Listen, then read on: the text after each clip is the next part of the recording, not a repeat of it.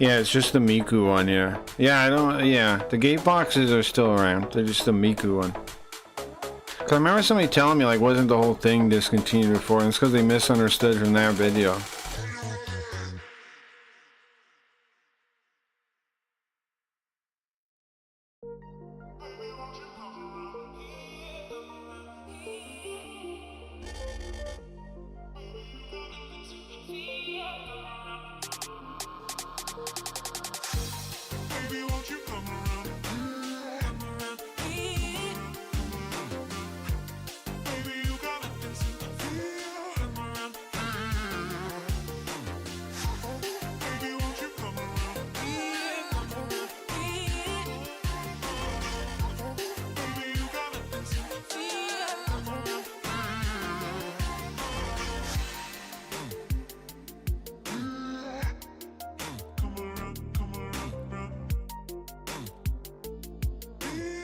We're gonna do a special segment tonight at around, I don't know, 1 to 2 a.m. So I guess the second episode, the second show, not in this show, in the second show. It's early in the morning. Early in the morning. We got something planned.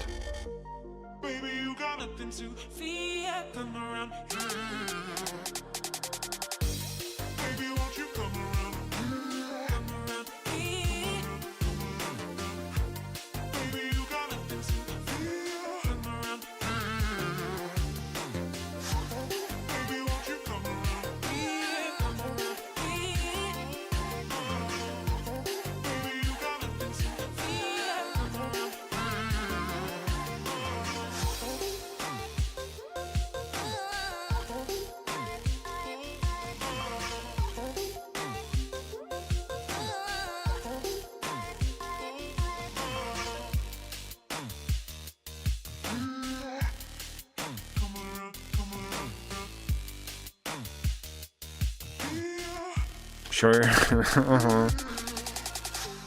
Baby, won't you come around here, come around here. Baby, you got nothing to fear, come around here. I'm not about doing a whole special episode tonight, but we're just gonna do a special segment. We're not gonna do a full episode. We're just gonna do a special segment.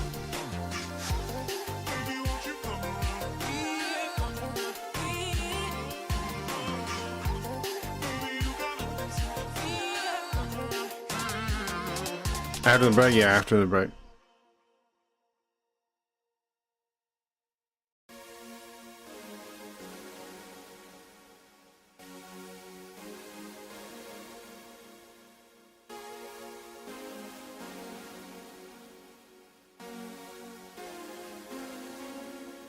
I was just driving through the night, and there you were, standing by the road in a chrome t-shirt. It may or may not feature a spooky ghost. It may or may not. It definitely features a spooky ghost. It definitely features a spooky ghost.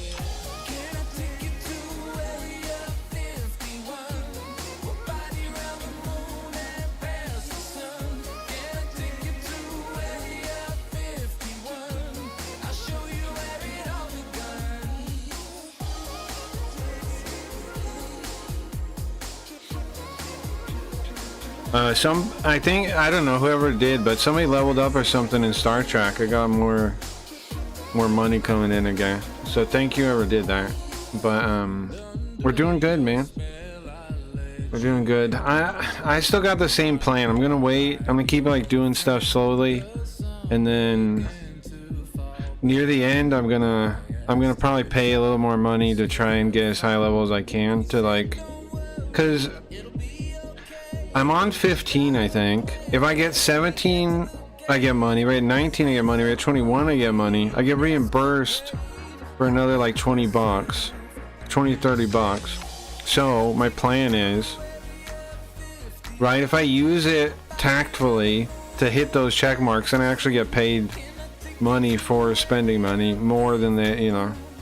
So, but you guys, whatever you can get will be fun. Will be nice. Will be appreciated. I don't know about the alliance thing. I think we're at level 10. But, the alliance thing, I don't know if we can get it. It seems tough. I don't know. If we get it, cool. But then I gotta fill out paperwork to get the little check for that. The 7-day loyalty chest is money too if everybody opens that. We got over the 5 people. It says 10 people installed it. We had over for the level 2 for sure. The 5, we definitely are over the 5. So a couple of people get the 7-day loyalty chest. That'll be a nice bonus too. Just throwing it out there. What's up, Lars? Like the anime girl on the side, she looks familiar. Possibly because of the art style I used with her. It's the artist from, was it Bastard? Heavy Metal Fantasy, you ever heard of that? I use that style for it. What's his name? You might recognize that kind of style. Kazushi Hagiwara is his name. You might be recognizing that. What level does the alliance need to be? 15? 15? I think we're 10. We're 10. We're playing Megami Tensei tonight, guys. I think we're making good progress. We stumbled into the boss, so I was like half asleep yesterday, right? And we beat him. We freed the Dark Hero's girlfriend. And today we're gonna explore that tower a little bit more because I didn't fully explore it yet. And then we're going to go to that dark ritual that's supposed to happen in the full moon.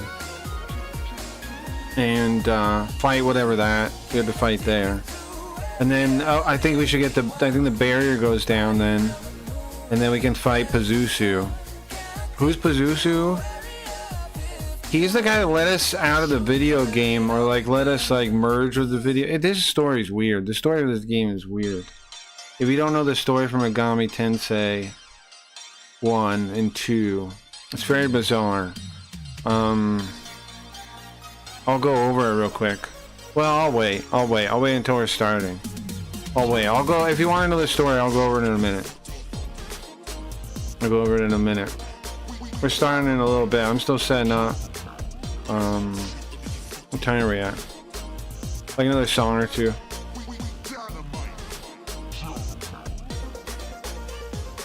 We'll see how today's title goes and stuff. I don't know. One of these days I'll figure out the perfect title to lure people in. One of these days I'll figure it out. Linda is the pink hair girl. She's the villain of the stream.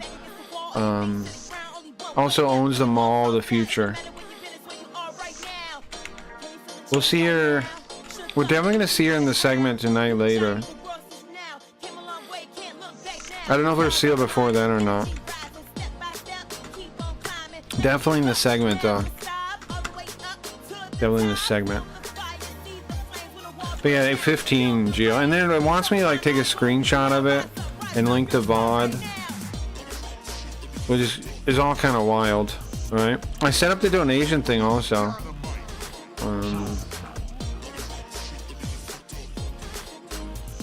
I set the donation thing. All donation messages get text to speech. So I set that up already. I'll test it, watch. Let's see. Oh, I gotta turn the bot on. Since we're not monetized. And I've noticed a lot of YouTubers do that. Like, it doesn't seem like scummy over here. But I used to seem scummy on Twitch and Kick, right? I used to seem kind of sellout. But YouTube is more sellout. Like, I see lots of people that have subscriber-only chat, which is a thing on Twitch and Kick people look down on, right? They're like, ugh, what are you doing? But here, lots of people do it. And I get why too, because you get rude weirdos if you like every so often. It's so you don't have to deal with them. But I still don't think I'm gonna turn it on. But that is the reason why. Like obviously, right? It's those rude weirdos. I see how it says that.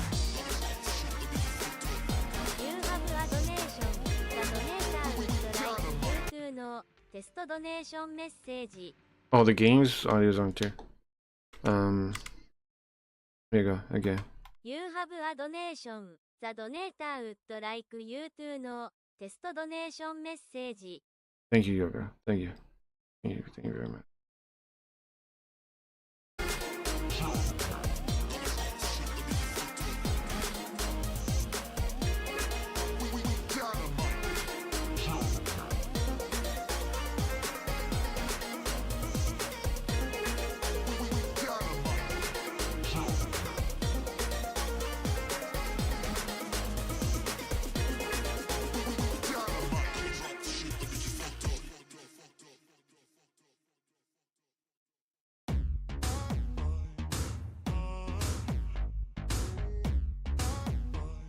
That's how people do it. They like pin it.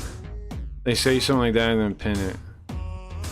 Now that tip thing, apparently it supports PayPal, of course, and then like it says it supports local banks. I don't know what that means, but if it helps people in other countries tip, that'd be nice. Because I know people always have issues, so we'll see.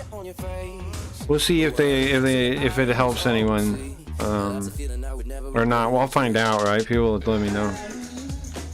Tom Berry tipped me yesterday, which was very kind of him. Bro, this month's been great so far. The sponsorship thing went pretty well. I mean, it's not even over yet, but like, it'd be nice if people do a little more things to, you know, get a couple more bucks. But even if you don't, I don't want to say that because then people might be like, well, I'm not going to do anything then. But even if you don't, I'm happy for how well we did, you know? There's definitely a little bit more we could earn though, but even still, I'm happy with it. It was a great thing, I think. It went pretty well. Like, it was entertaining, people liked it. It seems like people were saying they liked it. Like, I had a lot of fun doing it. I would have no problem doing that once a month, you know? As a bit, like, whatever game, whatever thing. I don't have no problem doing that like once a month. And I don't know, man. It feels nice to figure out a path to make this stream not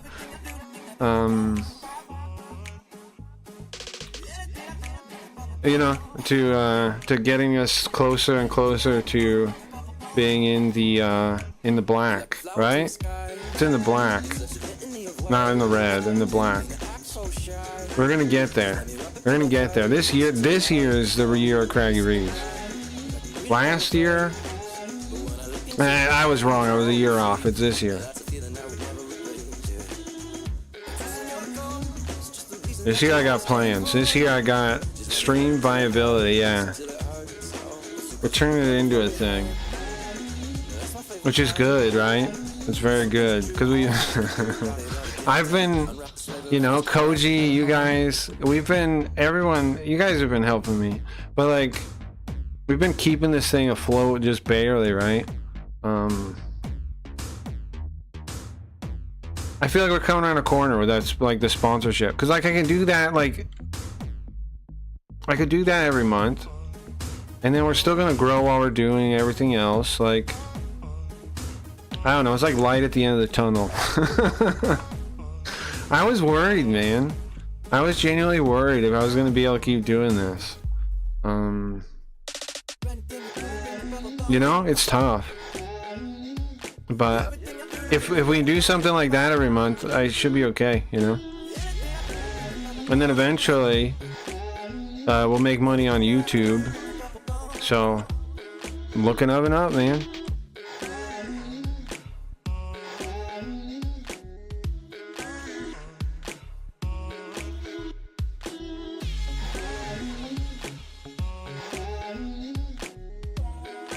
Supposedly I have 3 subs on Twitch from the thing too, which is like what, $7 or something, $6. And I don't know if I'll even get paid that, because my Twitch payouts are, you know, whenever.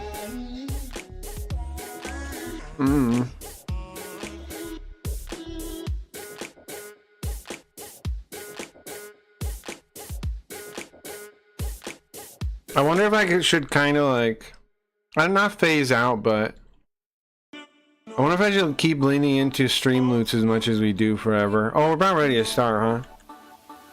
Alright, let's switch to the right scene. Let's turn on the thing.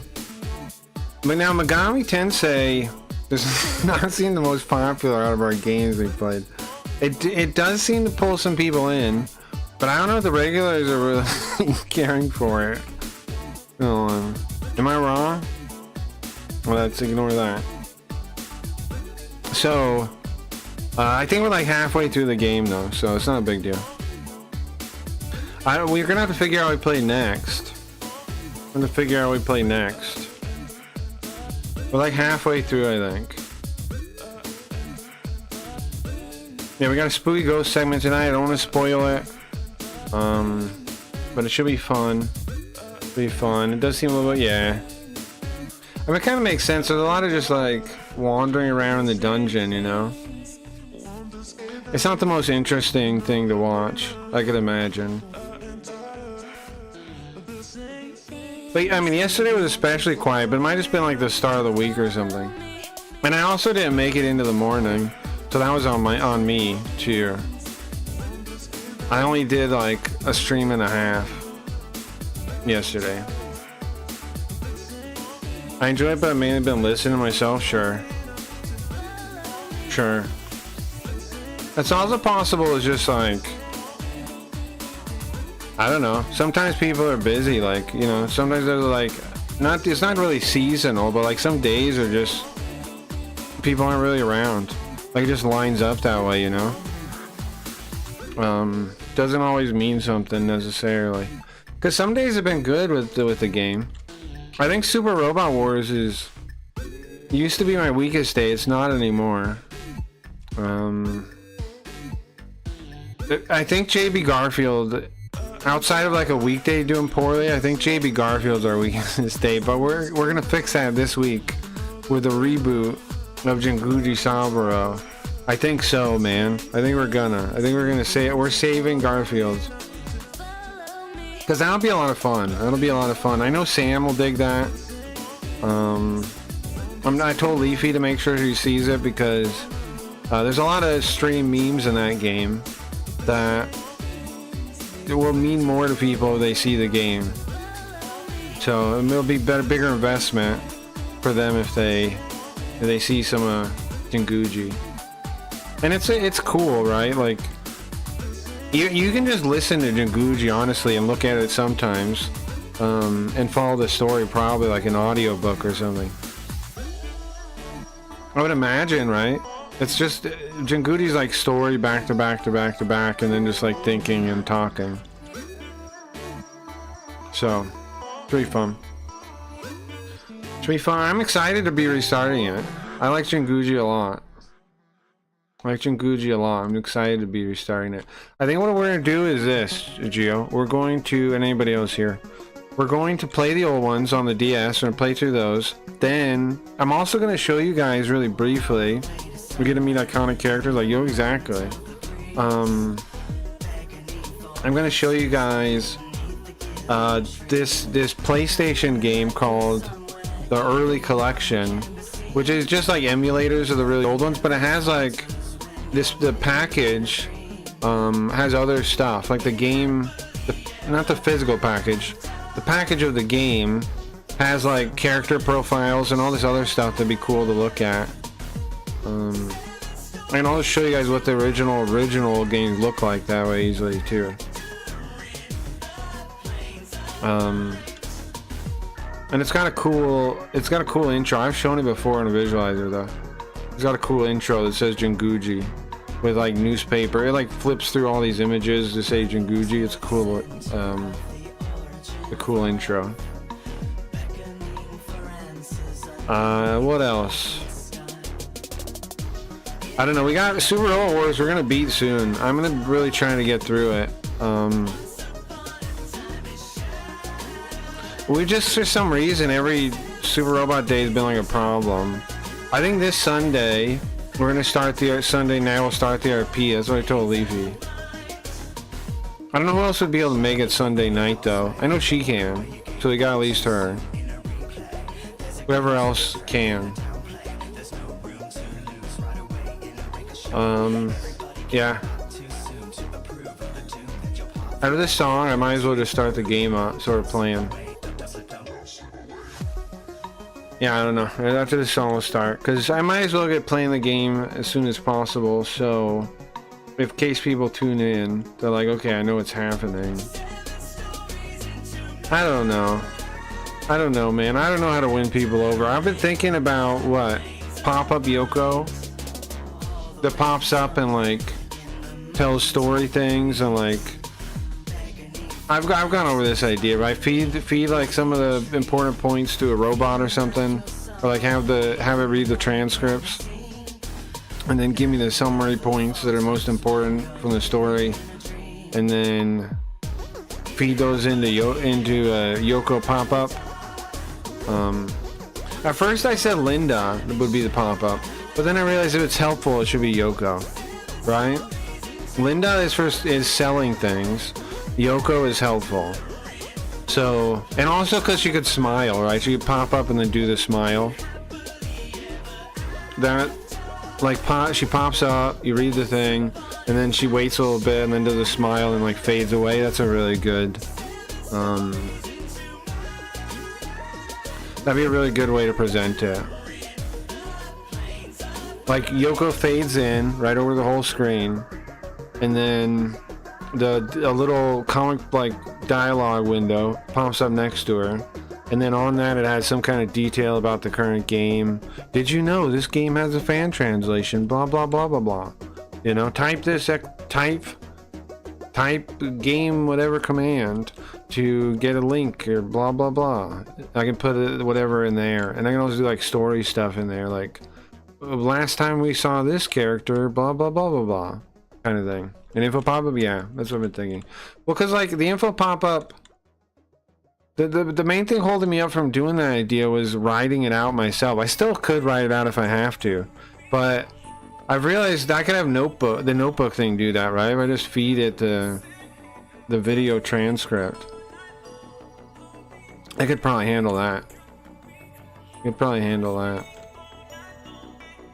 And that would save me a lot of work with that. I gotta use AI to maximize my productivity, right? To do more. In every way I can think of doing it.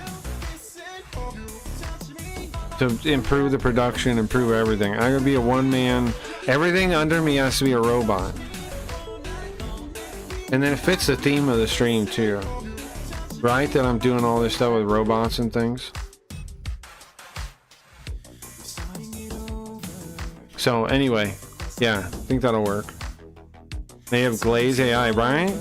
Now we have Glaze, yeah, now we have Glaze AI. To be fair, the AI, I mean, it's good, man. But it sure does glaze me over a lot, right? Part of the problem is what I'm doing is so novel that it like has to talk about it, right? Like there's no way to describe the stream to a first timer in a way that you're not like, what? Wait, what is he doing? Do you know what I mean? There is no way. Like we have that problem ourselves. That you can't describe the stream without people being like, huh? Wait, what? Because it's not normal. You're like there's too many points in the description where you're like, huh? Wait a second, what? Because it's like, oh, I play old video games. Okay, that's normal. I play them in Japanese. What? Huh? Well, but how do we understand them? You play them in Japanese, like with a machine No, I translate them live, and I read them. What's up, Nintendo? This good, yeah. The plan about the robot stuff. And then I'm like, and then what do you say after that? Oh yeah. So what's the setup? Is it a camera? Is it a VTuber? Well, not really either of those. I think virtual counts. In fact, it might be more virtual than any VTuber, but you know what I mean? Like, how do you describe the thing? I don't know. That'll be an enigma forever, I think. But that's what I'm saying, like, that's why the AI, like, glazes it so much. It's because it's a novel, like, how do you even describe the thing? Not to trump up myself or to comment myself. I'm just saying it really is novel in a lot of ways, right? Like, I haven't even got to the freaking visualizer setup thing. Or the bits, or the skits, or the skits, which, by the way, we have one tonight, big one tonight. We have a big spooky ghost bit tonight. I don't want to spoil it. If I say the title of the skit, then you'll know why I'm doing it, and I don't want to do that. But big one tonight, second half, during the second half. Second part of the stream, not the first part. First part, I need to actually start playing the game, I think. So let me do that. Let me get the game. No more music, no more music, no more music, no more music. No more music. And also, I like if the bit later tonight goes well, that's gonna be nice. If it doesn't, that's okay too, because I barely planned and kind of scrambled to get it done in the little time I had today, in the free time I had today before now, right? I scrambled to get it done. So, and I didn't memorize the thing. I'm gonna have to check notes before, like. If I pull this off and it's good, I'm gonna be very happy. If I do pull it off, that means I can pull this kind of thing off more regularly. This kind of scramble. So we'll see. We'll see how it goes. I don't know. I don't want to spoil it. I don't want to jinx it. But I have a segment coming tonight. If you miss it, it'll be in the second VOD, I think. It'll be in the second VOD, I think. Maybe I should use the same thumbnail for both parts though, and just say like part 1, part 2. Just because when I was looking through them today, I was like, ay. I gotta do 2 different ones tonight. But I like this one. I just want to use this one twice. I think I'm going to use the same one. I think I'm going to use the one I used right now for both, and just say part 2. Or something in the title, so you can tell it's the second one. Is the bot on? Yeah. Chant. Alright, yeah. And like I said, I don't know, it made sense why it always works so good when you're watching Upright Citizens Brigade. You're good at improv. You think so? I appreciate that. Rambound says I've gotten better over the years. You think that's true? Do you guys think that's true? I've been like I've been practicing at it. Like, well, I mean, the stream is practice, right? I hope so. I hope so. It's hard to tell from my perspective a little bit. We talked about your influences, I mean, sure. But do you guys think I've gotten better over the oh, let me turn this game on. Since the start of the stream? I have no idea if I have or not. I know I've gotten more comfortable. I know I've gotten more comfortable, I can say that. Was a Cyclops. Yeah, but yeah, Upright Citizens Gate, it was a big one. And another one, speaking of, the special tonight is based on one of my influences. I don't want to spoil it. It's not happy news, but it's based on one of my influences. But yeah, thank you. So the Cyclops, does lightning work on the Cyclops? I think so. So what we're going to do tonight, guys, is we got to go to a dark ritual, which some old man described like that it might be some kind of witches party, like going, like, what was the guy that went, what was it, the guy that went into the woods with witches in like Britain or something, and that's where witchcraft comes from. Forness died. 87, 90, 95. What are those numbers? 87, 90, 95. Are you giving me bingo numbers? Are those lotto numbers?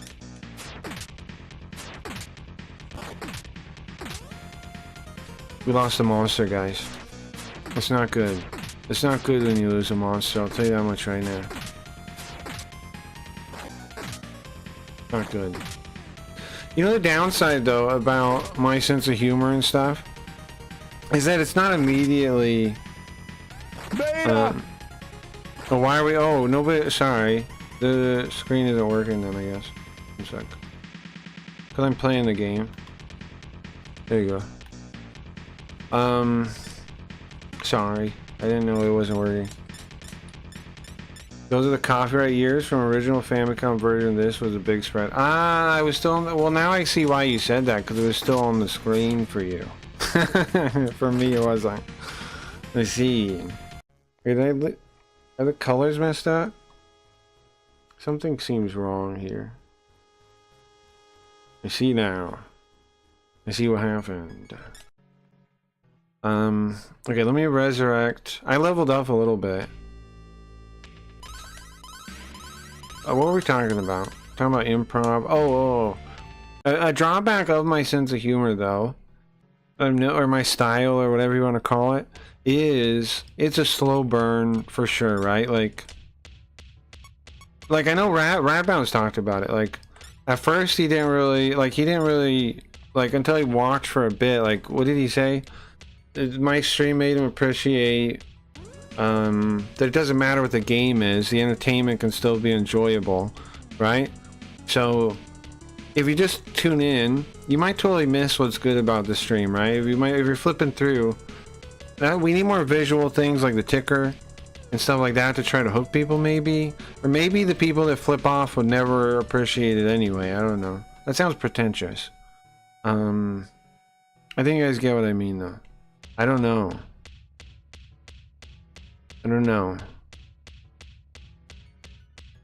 Let's go upstairs. One of these ways we haven't explored. I don't know, bro. It's not the most obvious what's going on, and it's not apparent it's funny right away. But if I get people to watch it for a while, they say it's really funny, right? They say it's pretty funny. But the trick is, how do I get them to do that? How do I get people to watch for like like, what did Koji used to say? It takes like 8 hours to get the stream. How do I trick people into that, man? How do I trick people to watch the stream for 8 hours? That's a tough sell. I promise, if you watch this stream for 8 hours, eventually you'll be kind of amused and you'll want to watch it some more. But if you say something ridiculous in chat, I might call you out on it and you might get mad at me and you might never come back. So, you know, there's a lot of gambles here. You might get mad at me and never come back very easily. Happens all the time. I've already scared people off of YouTube, I'm pretty sure. I scared a couple people away already. I'm pretty sure. Who knows how many? I'll never know how many people I scare away. Zombie Paper, once upon a time, was like, people just leave, they don't tell you. I was like, yeah, that's true. It's true. It's true. But I don't know how to be anybody else, you know? So, I could be nicer. I could be nicer a little bit. I could be a little nicer. I've been going luck now. That's basically sitting through one stream. Yeah, sure. 8 hours, you mean? Yeah. Yeah, it's probably true. You probably do have to sit through a whole stream, dude. But that's a hard sell, though, right? I gotta figure out a way to trick people to watch it for longer. Obviously, the visuals are one way I've tried. We have the Linda thing now, and Linda, if you notice, her animation goes with audio.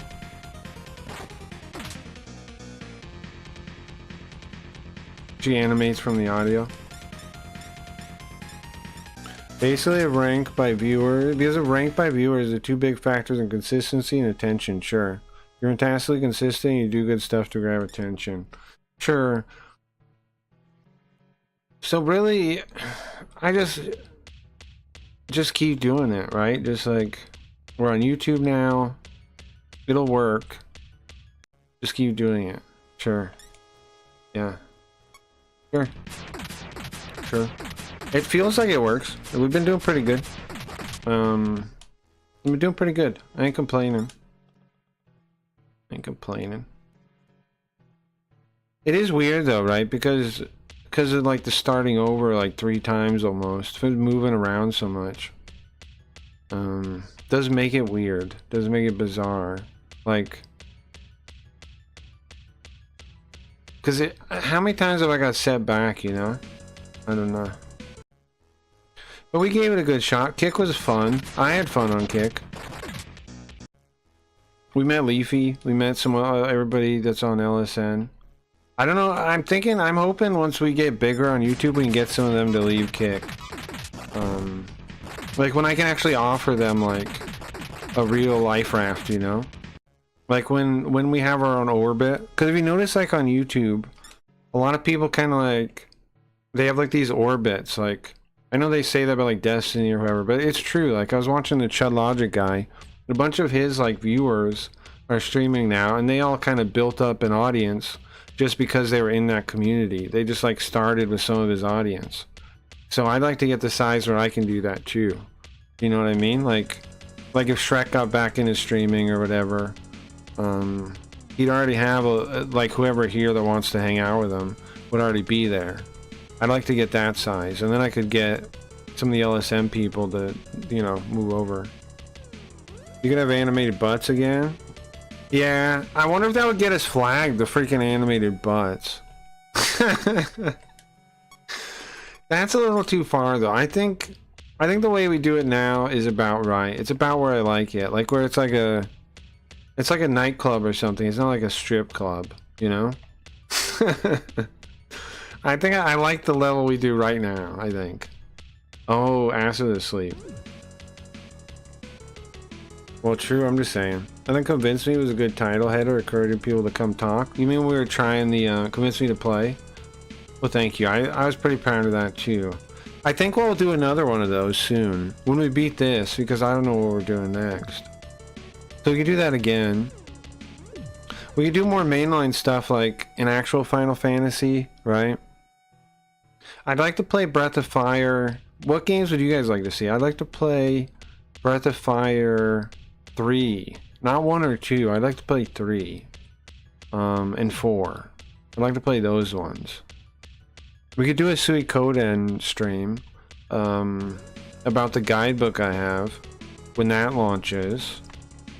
Not necessarily play the game, just talk about the world and the setting and stuff. I have a guidebook thing. It's like a setting book. That'd be cool to show on stream, I think.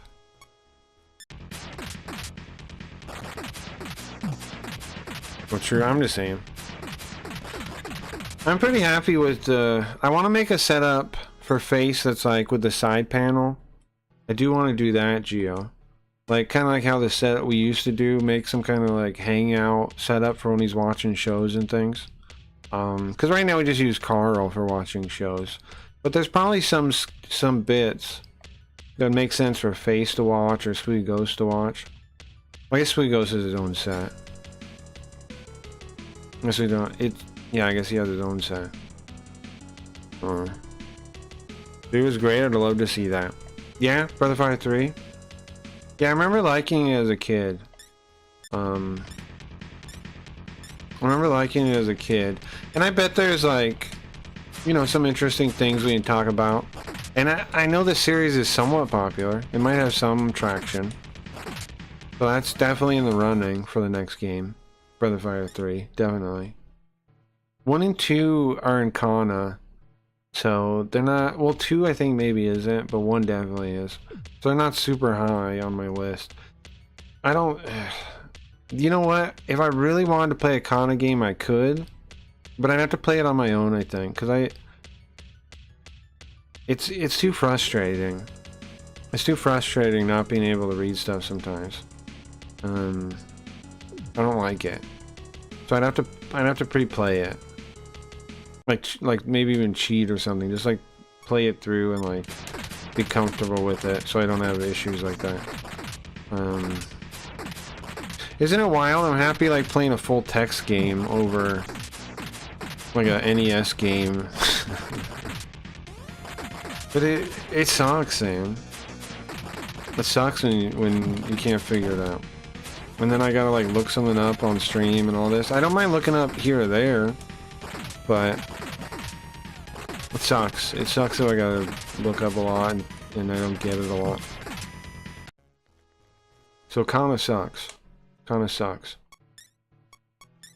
Okay, let's cure our poison. But if there was ever one we really wanted to do, I could pre-play it on my own. And get comfortable with it, so I wouldn't have to worry about that. But I think that's still in the future, right? That's when the stream's for real in the black. Because then I'll have the time to do that. The pre-play stuff and do more planning and stuff like that. I've been doing more and more note-taking and stuff. I got, like I said, I tried to kind of like throw together the segment for later, and we're gonna see how well that goes. If it goes well, that's awesome because I could do bits like that pretty easily. The Carl Shill Day gave me confidence in this because I think it went pretty good, and we kind of just threw it together, right? So I think I can do it. We'll see. I'm gonna have to build a set. I'm gonna have to like fix up Carl's set a little bit, and then we can reuse that set for other things. Because ideally, I'm not building too much stuff. I'm just like putting things in the right spot, right? Ideally, I don't actually build that much. Tweak a little bit, sure. Adjust, fine. But I have to set everything up in a way that it's easy. Whereas, because the slowdown a lot of time is, and Cyclops is, like, figuring out what the hell I'm doing. If I have the scene all set up clean, I have it kinda figured out already. Like, face with the screen, I can do a lot of stuff already, right? I can already do a lot of stuff very quickly, very easily. Like all that kind of, like all this screen kind of messing with. And then I come with a segment, which then I can try to make it work with the tools we have. There's already a lot to work with the screen. So I'm thinking like that, like for Carl's new Star Trek scene. Make it into a more universal scene. Before, I'm not going to get rid of it. I'm going to fix it up a little bit more. And then have that as a other scene for Carl.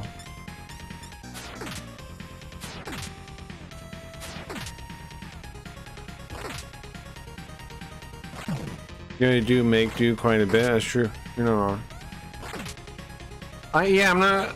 I guess I'm just talking about expanding the same thing we already do, but like to widen my tool set, like be able to do more with it still. Because like I don't know, I could do more. I could with like AI and stuff, I could do more. I could do more, and I can do it quickly. I just have to figure out how, like, the best approach. I tried Zonma. Seems okay. Geoma sucks. 9 damage. That sucks. So what are we doing right now? You may be looking at the game like, what are we doing? We're exploring this building. We've already... Are you kidding me? Erigor died. We've already beat the building, right? We're just trying to explore it and I'm dying. These Cyclopses are freaking tough, man. I lost 2 people in there. Okay. Well, let's heal everybody back up. We're just exploring it. Then we're gonna go to a dark ritual with naked witches or something, the old man said. I think he might have been imagining part of that. But it's supposed to happen at the full moon. And I think it's like... What was the bad guy's name? Donatello, Leonardo, something like that. And we'll be going to that soon. We just gotta finish here first. We just gotta finish exploring here first. What floor are we on? 3? I just want to know if there's like any, you know, cool stuff we're missing out on. That's all. Before we leave. Story-wise, we're already ready to leave. Oh yeah, I was gonna tell everybody what happened in the story so far. Do a quick refresh. Okay. So the very first game, Megami Tensei 1, happened in the far old age of, I don't know, 1990X? 1991 to 1999X? And apparently, there was this guy, Nakajima, and he was a nerd of some type, right? Some kind of super nerd, some kind of hyper nerd. And he made a piece of software to summon demons. How does it work? I don't know. You'd have to read a book to learn that, and we're allergic to reading books. So I don't know. Maybe we'll never know. But nonetheless, he made some kind of software that summons demons. And while he was doing that, he actually summoned 2 of them. And they weren't easy demons to deal. It's kind of like Ghostbusters, right? Like the containment unit a little bit. He let out, what was it? Set and Loki. And then there's a whole book about this. Maybe multiple books. I don't know. I didn't read the book. And he gets help from a transfer student, Yumiko. Because she's apparently the reincarnation of Inazami from one of the Japanese creator gods. And he's apparently the reincarnation of Inanagi. What is it? Inazami? Inanagi? Whatever his name is. You know, the guy. So they're actually both like kind of like destined by fate a little bit to do that. Does that mean that's why he made the software too? He was destined to make the software? What the hell does that mean? What are the implications of that? If Nakajima is Inazagi, what are the implications of that? That he would make the software to summon demons. What's up, Wirt? Welcome, welcome. I'm talking about the story again a little bit. What's the implications of that, you think? Inanagi, what is it? Inanagi? Inazami. I gotta get these names right one of these days. Inazami, right? Izanagi. Okay. If he's the reincarnation of Izanagi, and these are both the creation gods of Japan, right? If he's the reincarnation, okay? And he makes the software to summon demons, does that mean that he was meant to? And following that, if they're the creation of Japan, is that kind of like a little... So the creation gods of Japan end up summoning demons and changing the whole nature of reality itself? Huh. I don't know, it's kind of wild to think about. Huh? Meta? Sure. Meta? You know what I'm saying? Is what I'm saying clear? If Nakajima, the main character of the first one, right? If he is this super genius, and what he does with his life first is make this software that summons demons, was he always intended to? Okay, sword. And was Japan always meant to be like the place that they change reality itself? In this case, then? Is what I'm saying ridiculous? You get what I'm saying? Anyway. Enough pontificating about that, I suppose. So we get help from Yumiko, I believe her name is. Nakajima does. Because it turns out again, she's the reincarnation of Izanami. So it's like modern 1990X, not modern anymore. But it was modern at the time.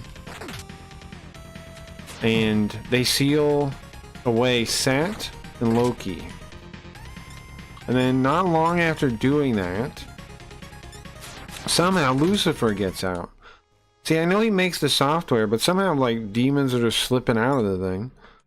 They're just like falling out of it, like out of the side of his computer or something. Like he leaves the cable unplugged and Lucifer slips out. You know, I don't know how that happens, but he didn't charge his demon keeper for 10 minutes and somehow Lucifer shows up. And Lucifer comes up with the bright idea that he's going to use Izanami's body to get the power from like Japan. Like to steal all of Japan's power. Which do you think is better, a gun or a sword on these guys? I'm gonna try guns. And so he tries that. He raises this giant labyrinth, which is the first game, and brings all the other demon lords back, as they call them, Maos. They call all the gods, like the evil gods, Maos, which is the demon lord, the term they call like bad guys in Dragon Quest, which is kind of funny, right? The original Mao, of course, would be Mara, which is represented in these games as a penis. The reason why, if you don't know, is because Mara is like the... Let's just do auto effect. Is a really old Buddhist god, evil one. And the idea is that priests are seduced through their penis. And so, the way to damnation is their penis, right? Like, what would cause a monk to sin and go off the path? His penis would. So that's why Mara is represented as a penis. If you don't know, it's like a chariot with like a penis. In this game, that's why. In these games, that's why. But all demon lords come from him, which that's kind of funny too to think about, right? All the demon lords, conceptually, I mean, not conceptually, the Ma for the kanji and the Chinese Hanzi is Mara. It is that god, is what I'm telling you, you know? That is the source of the kanji itself, of the character itself, of the concept itself. So, that means the guy that ends up being drawn as a penis in this game is the source. A penis is the source of all these people and all these demon lords. Yeah, he tempts with worldly desires, exactly. It's like Leafy and her phone always losing power during the stream, sure. Oh, and then the demon slips out, yeah. I know there are two ideologies in Megaton, like Chaos and Order, but not sure it's established. It's not in these ones. The Law and Order stuff happens in the Shin world. I think. I don't know about the books either. Like, I don't know if the books mention it at all or what, but the alignment thing doesn't happen until the rebooted world. So we don't have to... They do have... They just have evil, neutral, and good when it comes to like the gods alignments in this one. That's all that divides them. And you need good ones to do the tri-merge, the tri-fusion. But yeah, they don't have the Law and Order stuff isn't a thing yet. At least in the game. I don't know about the book. So, he sets out Nakajima and... we're out of mana, huh? Okay. Nakajima... I gotta hope she gets a level or something. We'll use a light ball. Nakajima and Yumiko set out to this labyrinth to stop him, to stop Lucifer from getting all the power from Inazami. And it goes pretty well. You fight, it's pretty sick, honestly. You fight the Minotaur, right? You go into the labyrinth and you fight the Minotaur, like classical mythology. Pretty sick. You fight, who else do you fight? The first game's actually cool. It's worth playing, I think. Like, lots of people skip these. I think they're cool. I think they're worth playing. I think they are. Yeah, I mean, if you like SNES kind of RPGs, why not play this one? Like, I haven't felt like I'm playing something so old that it's not, like, you know, like it's felt good. Like, it's felt fun, and I've enjoyed the story. It's definitely a separate world, though. The book spells that out for us, too, the 10th anniversary thing. Everything that happens, they called this, in English, the Old Testament, right? Because, the idea is it's all like superseded now. But yeah, I think these are good games. I think the fan patch has been out for a long time, so consider playing it if you like this at all. But anyway, so they go into the labyrinth. It's pretty cool. There's a floating city. The Medusas turn the whole town to stone. That's hype. That's pretty cool. I dug that. You end up, of course, beating her and freeing the city, and then you fly it around. Who else do you beat? You go to the Valhalla hallways, which I thought was a clever little pun thing. Valhalla hallways. I like that. Even though, yeah, it's kind of wild it works translated. But yeah, we went to the Valhalla hallways. We beat Loki. We saved some guy named Rick. I don't know why. But he gave us a ring. It was pretty cool. It was pretty cool. We saved, yeah, we saved some guy named Rick. We eventually, in the Sea of Rotting Fire, they called it, we met Izanami's ghost. Ah, crap. You know what? Let's try to escape. We should go back to the first floor. And, we should heal. Because this building has heals. It has a healing room. I should just go to it instead of like trying to struggle through. Just go over to the elevator. And go down. Try to escape here too. I think I'm high enough level I should be able to escape anything. Yeah. Okay, so then eventually, yeah, we meet Izanami. She gives us her cloak. And we give her a thread. And she says she's going to do something with it, which I assume is going to happen in this game at some point. And that was kind of a pain in the ass. I had to go through a bunch of dungeons to do that. And then we finally meet Lucifer, we beat him. Healing jar over there. And so we seal him away, I guess, right? And then the game ends. And it's left open, kinda, because it immediately goes into this game. What happened? Well, this game opens with a city, and then a bomb dropping on it, and it blowing up. So Tokyo got screwed, right? We're in Tokyo right now. It doesn't look so good. It's an apocalypse. Did you play SMTF? No, not yet. Not yet. I played Persona, and I know If is from the. I mean, Persona. It follows the If timeline, kinda. I know that much. I haven't played If yet. No, I have the guidebook though. Pretty sick looking. I haven't yet done that. I mean, I have. I've never beat it. I've played it. We played it when we were testing games not that long ago. But we didn't beat it. Played it a little bit. And, yeah. And it shows the timeline of all the games in the 10th anniversary book thing I have. Yeah, it shows the timelines of all the main games. So anyway, where are you going? The 4th floor? We beat Lucifer, steal him away, I guess, maybe. I think we did, because we've seen now in the future, he's in ice underneath the robotics lab.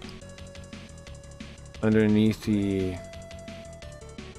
Yeah, underneath the cybernetics lab, sorry, not robot. Cybernetic lab. He's down there. Oh, I forgot to summon the other demons back up. So it skips ahead, and we're playing a video game called Demon Busters for some reason, and it's a lot like Deja Vu. It's almost the same game as the first game, except like it has like this overworld map, right? But it's the same thing. And you're like, what the hell? And then you work your way through it, and you can leave the game, right? And you're in this like fallout shelter. You're in a shelter in a post-apocalyptic Tokyo. And it's unclear how many years have gone by. I think it's 2030 something. 2036 or something is the year. Something tells us. And so you beat the game. And when you beat the game, one, demons start attacking under the shelter. They break in. And two, Pazuzu shows up and tells you you're the savior. You're meant to save mankind. And he gives you the ability to summon demons and also to summon your demons out of the game. So that seems like... I don't think Pazuzu is really the one that gave us that ability, right? Nakajima or his like kid or like someone related to Nakajima probably had to make that game. Not Pazuzu. Maybe he did though, but I don't know if we'll learn the answer to these questions here. But it seems like it'd have to be somebody related to Nakajima, right, that did it. Because he made the devil summoning program. And he didn't just die, they sealed away Lucifer. So he had time. So maybe he made the game? It's not really clear. But so you have a buddy that's playing the game with you, and then you have a girl that's in the game with you. That's in the game with you. So you have two separate side characters. The battle theme sounds like Teenage Mutant Power Rangers. Tokyo always gets screwed. It does, yeah. In all the SMT games, it blows up pretty much, right? Yeah, I think that is true. So on the 4th floor, we're almost done exploring this place. That's nice. Maybe we'll go up and see real quick where that, so I can see it on the map.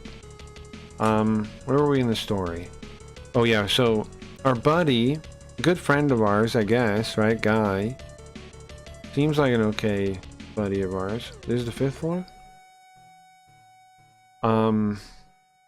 We set out together to be the hero, I guess, that Pazuzu tells us we are. And he has a girlfriend. What was her name? Kimiko, I think?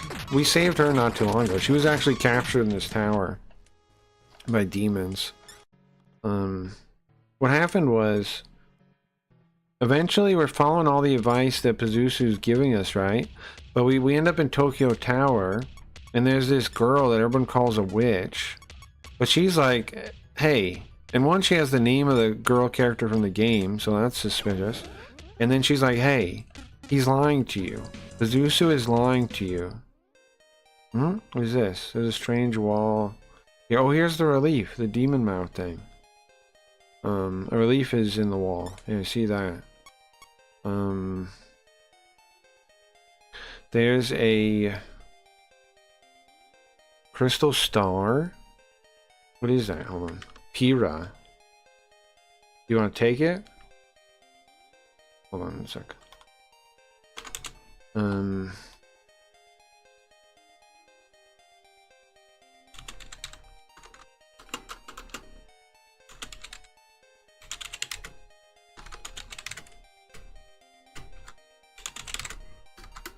Is it a water star? What's a water star? Mercury. Oh yeah, the water planet. It's Mercury. Mercury Pira. Mercury, the planet Mercury. I always mix up the planets. Okay, it's Mercury. Pira. I don't know what that is though. I'm gonna ask a robot. You think it knows?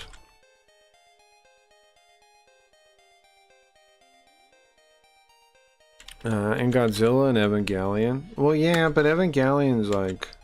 Evangelion's just... I mean, not just, but it's a reference to a bunch of other stuff, so of course it's destroyed in that one.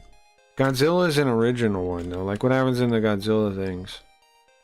You know what I'm saying? Like, Evangelion, I'm not crafty on it today.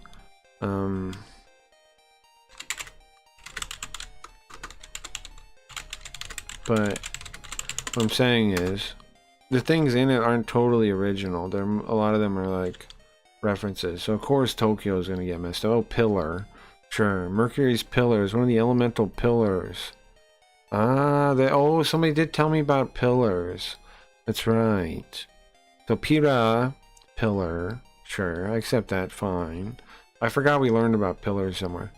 The pillars correspond to different planets and are used in a specific part of the game to unlock certain areas. These pillars play a role in the Great Cathedral. Okay. Each pillar is associated with a different celestial body, reflecting the frequent use of mythology and esoteric symbolism. Sure. Okay, we'll take it. Oops.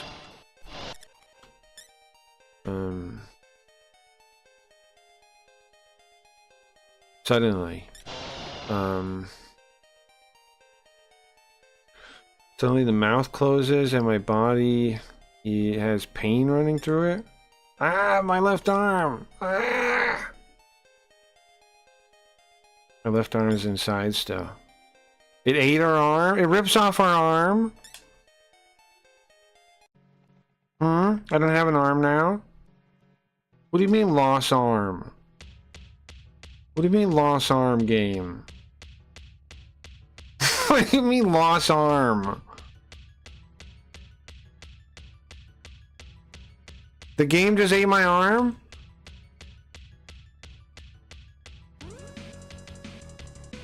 Lost arm status. Do you guys see this?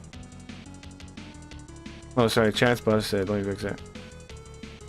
Did they change our ships for warp in Star Trek or something? I don't know. Dan wanted to ask you something. What, in the game? Or what are we talking about? What's up, Graham? I'm swimming in the massive oceans of planetary Mercury to speak. Bro, the freaking statue ate my arm. Lost arm. Okay. Okay, so the demon sticking my arm in the demon's mouth to grab the pillar was a bad idea? It ripped out my arm. We gotta go get a new one, a cybernetic arm. Well, that part's sick, kinda, right? That we can get a cybernetic arm. I know that because the one guy talked about it. Lost arm. Is that not the wildest thing you've ever seen in a game as a status on? Lost arm. Did we even have to do this? I guess we did. Yes, we did. Oy, oy, oy. Okay. Okay. Well, I know the guy. I know it's underneath, like, Wayno, right? It's underneath the subway thing. Oh, I can't use the thing because I have no arm. My computer was on my arm. You know what's kind of funny? So, like in Fallout, they actually ripped these games off, maybe without realizing it, with putting the Pip-Boy on your arm. That's from these games, huh? It was on my arm. I can't use my map. It was on my arm. I got 8 with the thing. You also lose 1 HP for each step. God damn. So this question about Warp Geo, it's complicated. Discovered they added the Spore Drive. Oh. The answer is yes. I'm in daily contact with aliens from the planet Ananuki. For Trump, I see. Oh, I was still telling the story at the start of the game. Let's go back to that. So you were at, while I wander around with a missing arm. Now can I still fight? Seems like, no. No, I can't. I'm basically useless now. Alright. That's wild. The thing doesn't even really mention that happens here. The little walkthrough guide thing doesn't even mention that. I guess because you could do this part later.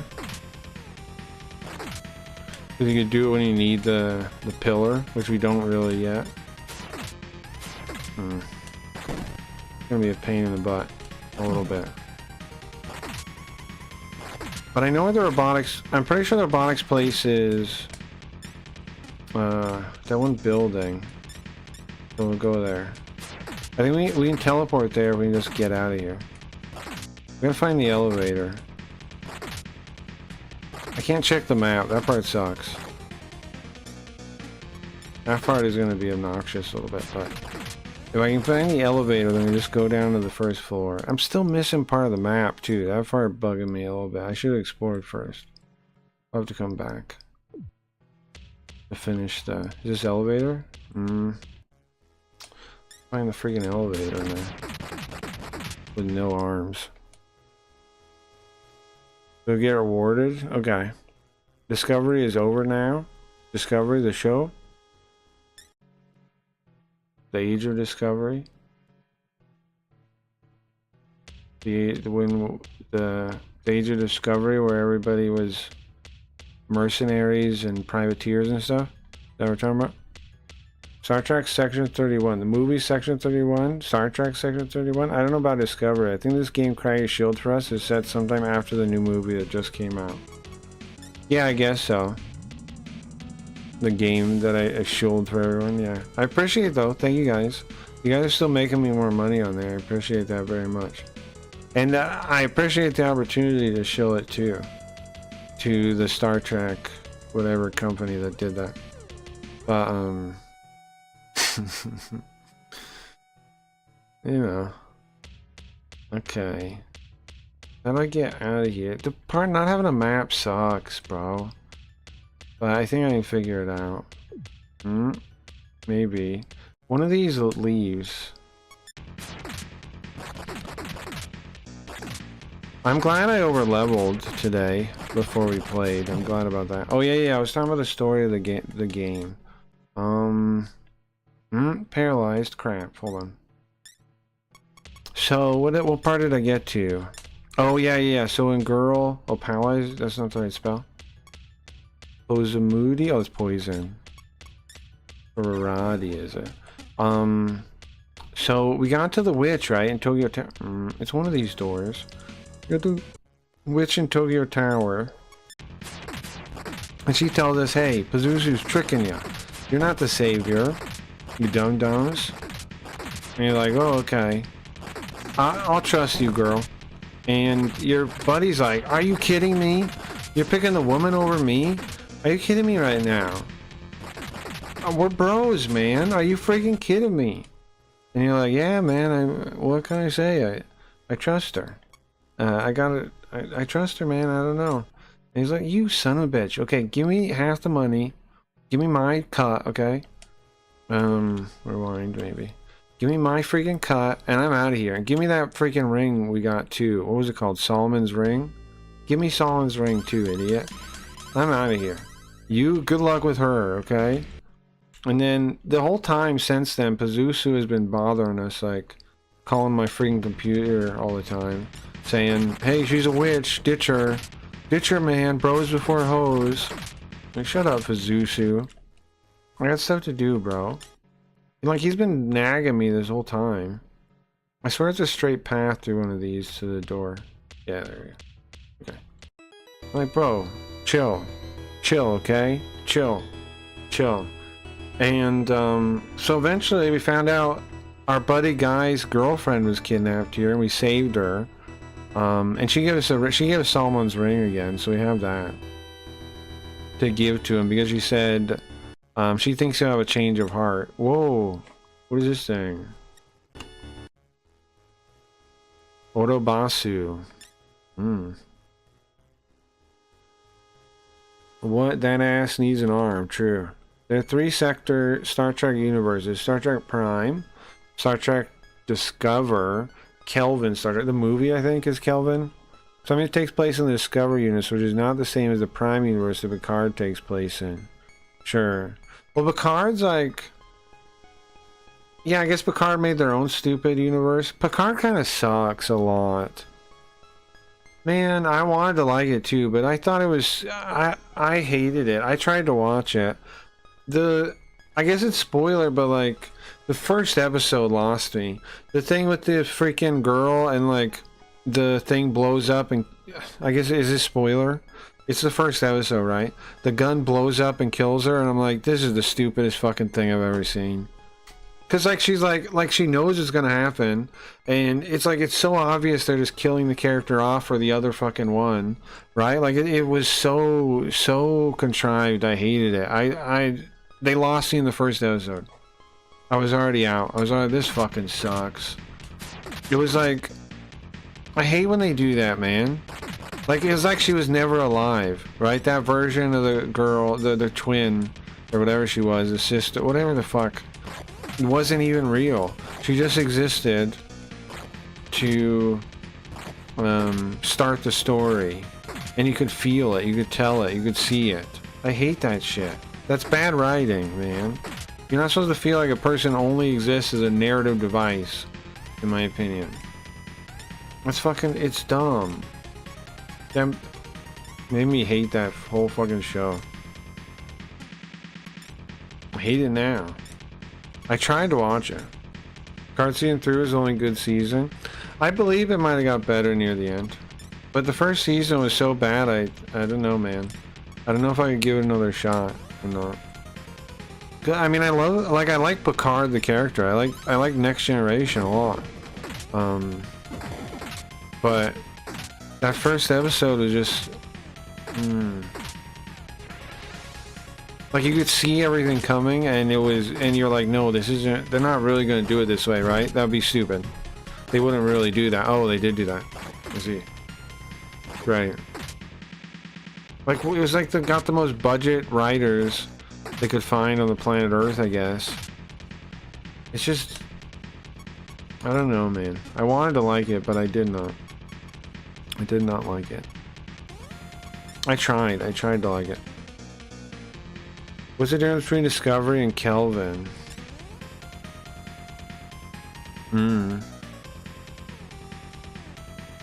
Picard's, it's kind of derp, so I just slacked on and enjoy it, but it was up and down on how enjoyable.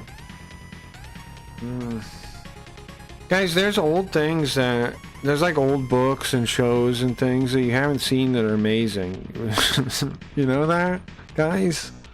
You don't gotta give your time to the new things that suck. You don't have to.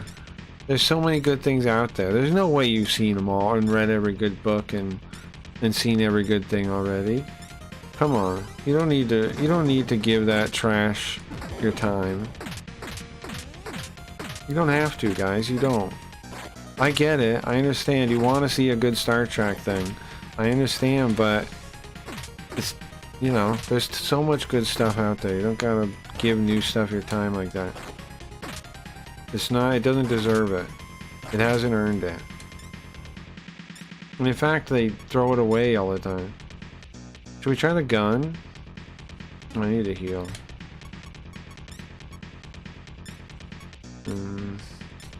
Is it... You think we're killing these guys?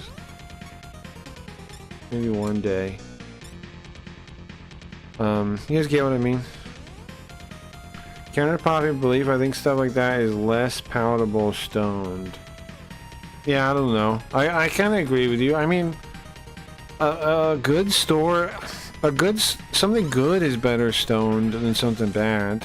Because something bad, you might, like, fixate on things, and like it might really bother you, and kind of it could even ruin the whole experience if it's bad enough. But I don't know if that's necessarily to do with being stoned or not, but I get where you're coming from. Aye, we're in trouble a little bit. What's up, Sam?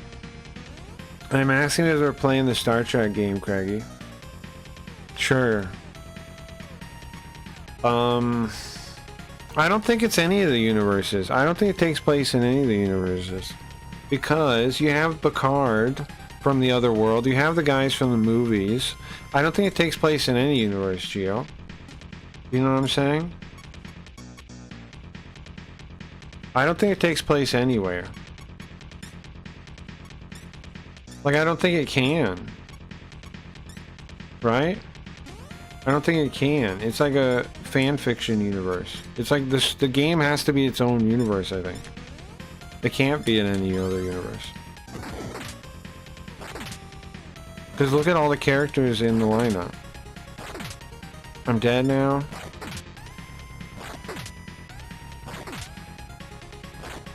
Kelvin is the same as Prime Universe until the date 2233 when the Romulan ship Narada came back in time from 2380 and destroyed the US Kelvin, killing Kirk's father and then destroying the planet Vulcan. Yeah, see, like, It has the guys from the movie universe. But it also has the guys from, like I was saying, like it has Picard from that other reality from Next Generation. That doesn't exist in the Kelvin universe.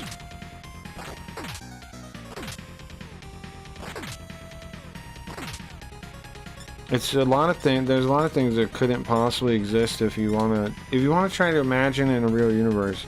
I think you're gonna be disappointed because it can't exist in any of them. I don't think. Am I wrong? Was the fanfic universe with Vulcan is destroyed? Huh. I didn't know that. And so wait, Vulcan was destroyed when the Romulan ship Nala came back in time and destroyed the Kelvin, Kirk's father, and destroying the planet Vulcan. So it is closer to the movie one, I guess. But it's got all kinds of nonsense that doesn't make sense.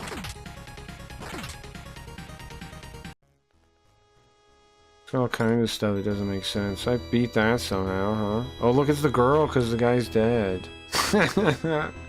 Ah! Okay. I'm just trying to get to Shinjuku over here. I'm not gonna be allowed in anywhere, right? Yeah, it's got a barrier over everything. We can teleport though. We can teleport back, which we're gonna have to anyway. Was it Ginza is where I want to be? Oh, but I have to go through the... I don't want to teleport to Ginza yet. I want to go to the other place first.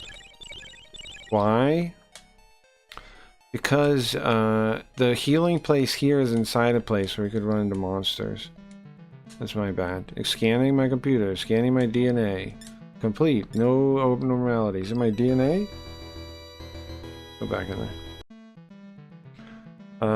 I was perusing the star map and found New Vulcan. Interesting. Huh. I don't know if this is the same where you guys live, but I found out that you can look up plans for public city planning online. For some reason, I always thought the information was secret. In Japan, you mean? Interesting. I was looking up what the city plans are for Tokyo and Shinjuku over the next 10 years. Pretty cool. I know not all the plans are out there. Pretty cool. You can look that shit up.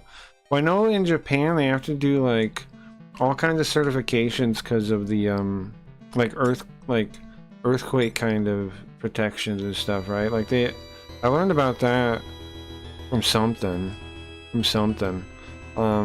They have all kinds of more regulations than like we do about building stuff, building code stuff. Because they have to be able to survive all kinds of stuff. And then there's like, you know, they gotta worry about faults and stuff too. Okay, so... Oh, we can't even summon the guy back. Okay. Gotta go back to the lab, I think is in Ginza. Oops. Never mind, but I didn't click that. Oh, I didn't start the other stream. Oops. No. I didn't start the other stream. I teleport to Ginza.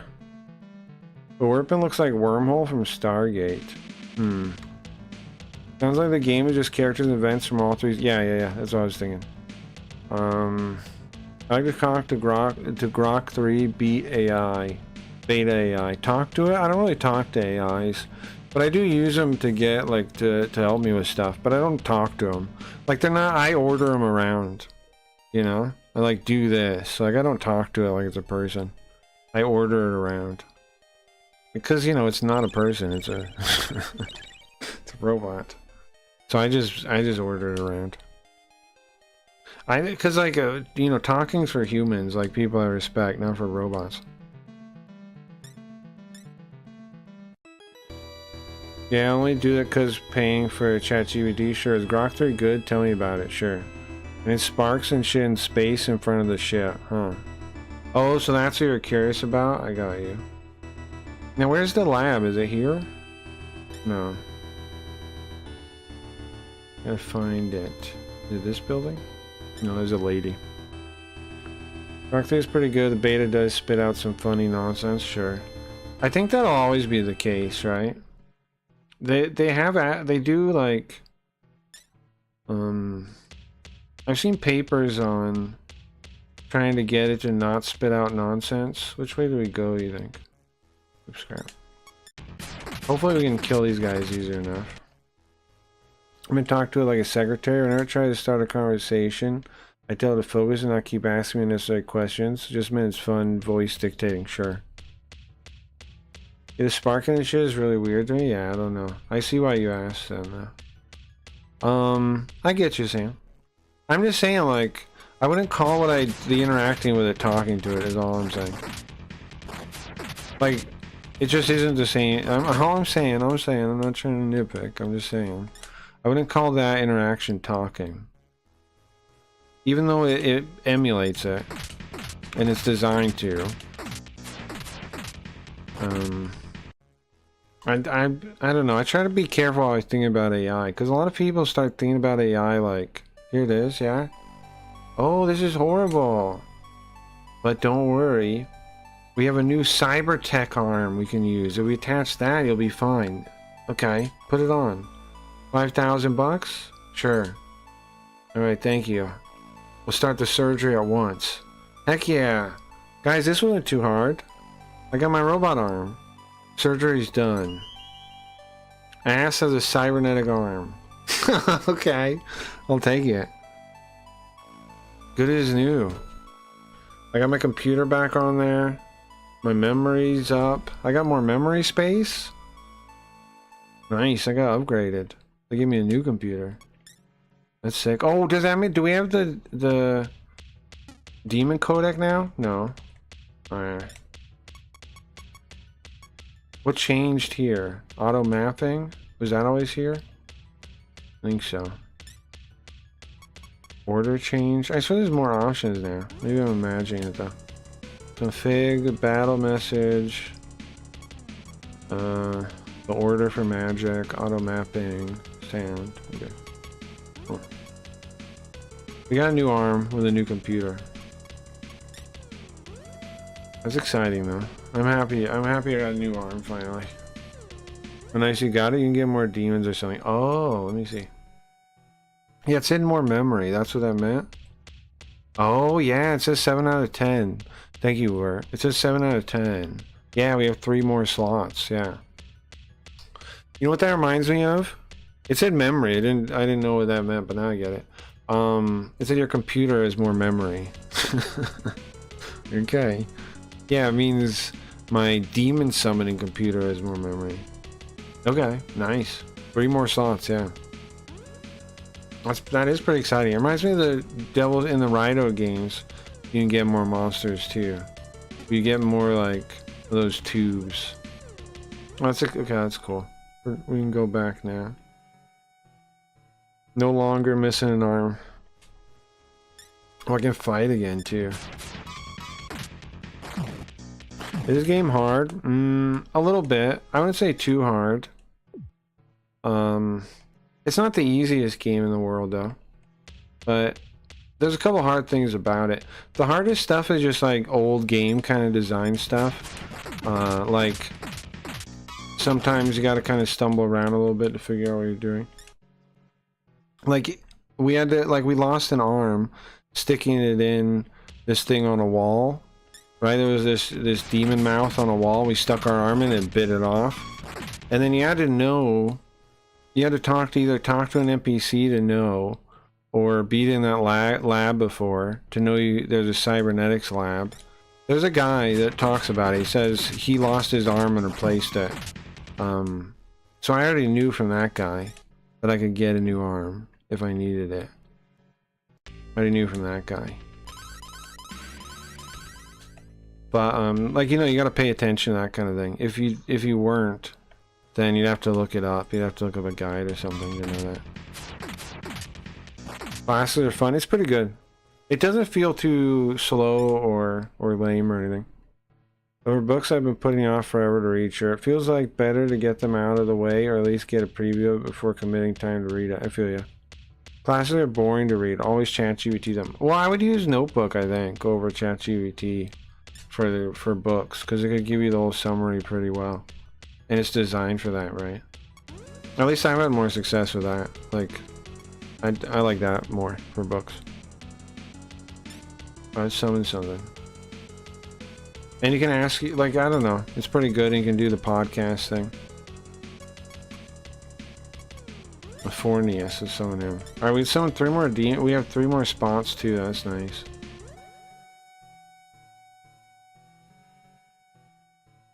Brim, how are the people near you reacting to Trump's speech? That's a good question. I wasn't really paying attention to any of that. You think people freaking out about stuff? I didn't really watch any of that. I saw clips of Zelensky and Trump arguing. I saw some of that. That's all I've really seen for any of that. But now I want to go back to that building, guys, that I was exploring, because I almost finished exploring it, and then I stuck my arm in a thing and lost it. And this kind lady gave me a new robot arm, so I'm happy now. That's pretty sick, though. We have a robot arm, right? That's pretty sick. I might need to make a new nah, I'm not gonna make a new avatar. I was thinking maybe I need a new avatar, but nah, I don't think so. I'm gonna stay with Nakajima. Trying speech from last night, yeah. I've been watching a lot of Asmongold reacting to this stuff. It's fun. Sure. That makes sense. This game's part of a big series, right? Like, yeah. Shin Megami is like, or Mega 10 is what you shorten it to in Japanese. There's a bunch of them, yeah. Persona games are a spin-off too. It's like, yeah, it's a big series. So what am I trying to figure out how to do? Where to go back? Can we, oh, we teleport back to Shinjuku. And then we'll figure out from there. Let me go back. I think. Let me go over a little bit. I was in, what was that? Smile Time Tower? Something like that? Sunshine Tower.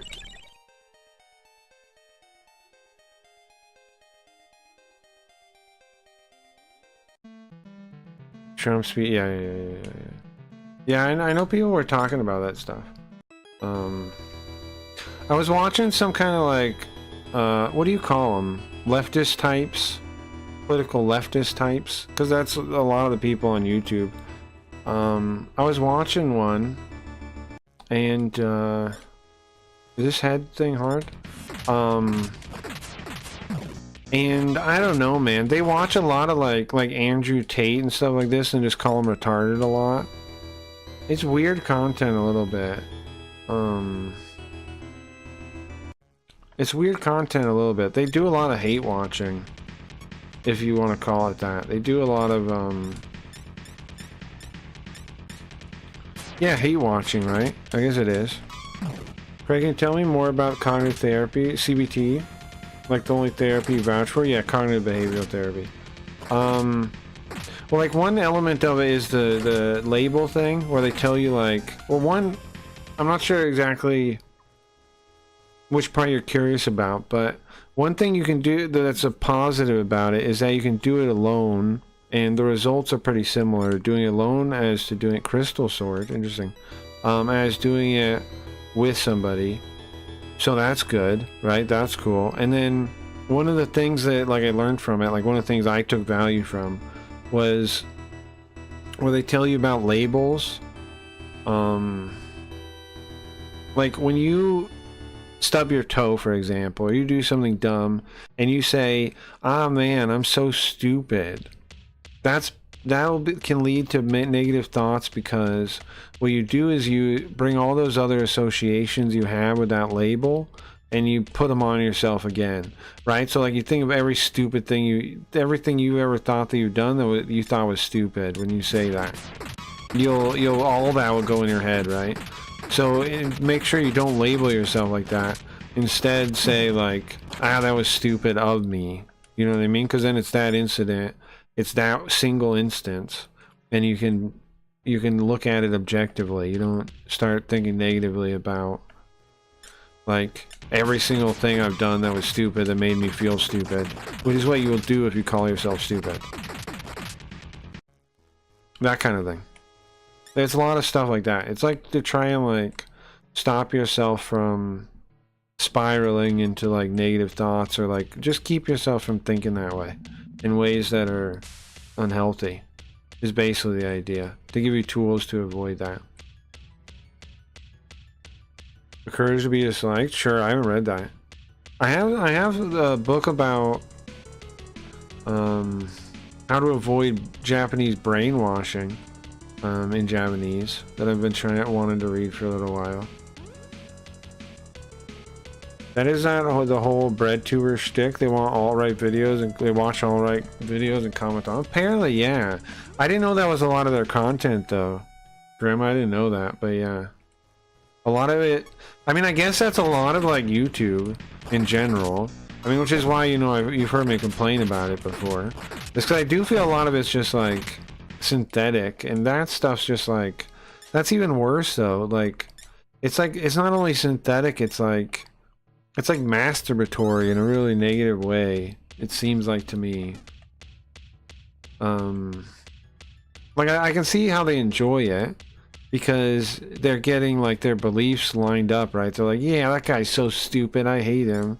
But don't you think like in the long run it probably fucks them? Like it just like when you do an action, it encourages like the associated thing. So if you're just hating, then your mind's gonna be like that, you know what I mean? Like your mind's gonna be more negative if you're sitting around like, man, I fucking hate these people. You're gonna be miserable. Like in your day-to-day life, you're gonna feel bad, I would think. Lightning doesn't work, okay. The Courage to be Disliked talks about things you think, especially negativity type deprecating, is not crystallized and you can get out of victim mentality. Sure. Sure, you can, yeah. I agree with that in general. Sure. I mean, the victim personality, there's a lot of science backing that up as a person, well, science. There's a fair amount of psychology research backing up the victim personality type, right? Oh, also, speaking of the people I was watching, they also think psychology is almost like they get really mad when people say psychology is not a real science. The leftist types, they get really upset when people say psychology isn't really a hard science. But the people calling it out are right. There really isn't that much good research in psychology, but I do agree you shouldn't dismiss it all, though, because there is good research, right? There's some research, and you can't dismiss it all. Well, you could, but there's value to it. There's value to, like, I read psychology stuff, like I check papers and things, but I check out all the methodology. I check out, like, you know, I read as much of it as I can to make sure I understand what the data means, suggests. A lot of people just like come up with theories and then like say, oh yeah, look at this. This random paper says it, kinda. And of course most of I mean most of the field is baloney. Yeah. Anyway. Read the modern classic, Diane X, the modern science by the most published writer to ever live, L. Ron Hubbard. Yeah, but he's the most published writer, just like Jesus. I'm not Jesus, sorry. Just like the Bible is the most published book. Like it's because it's a religious book, kinda, right?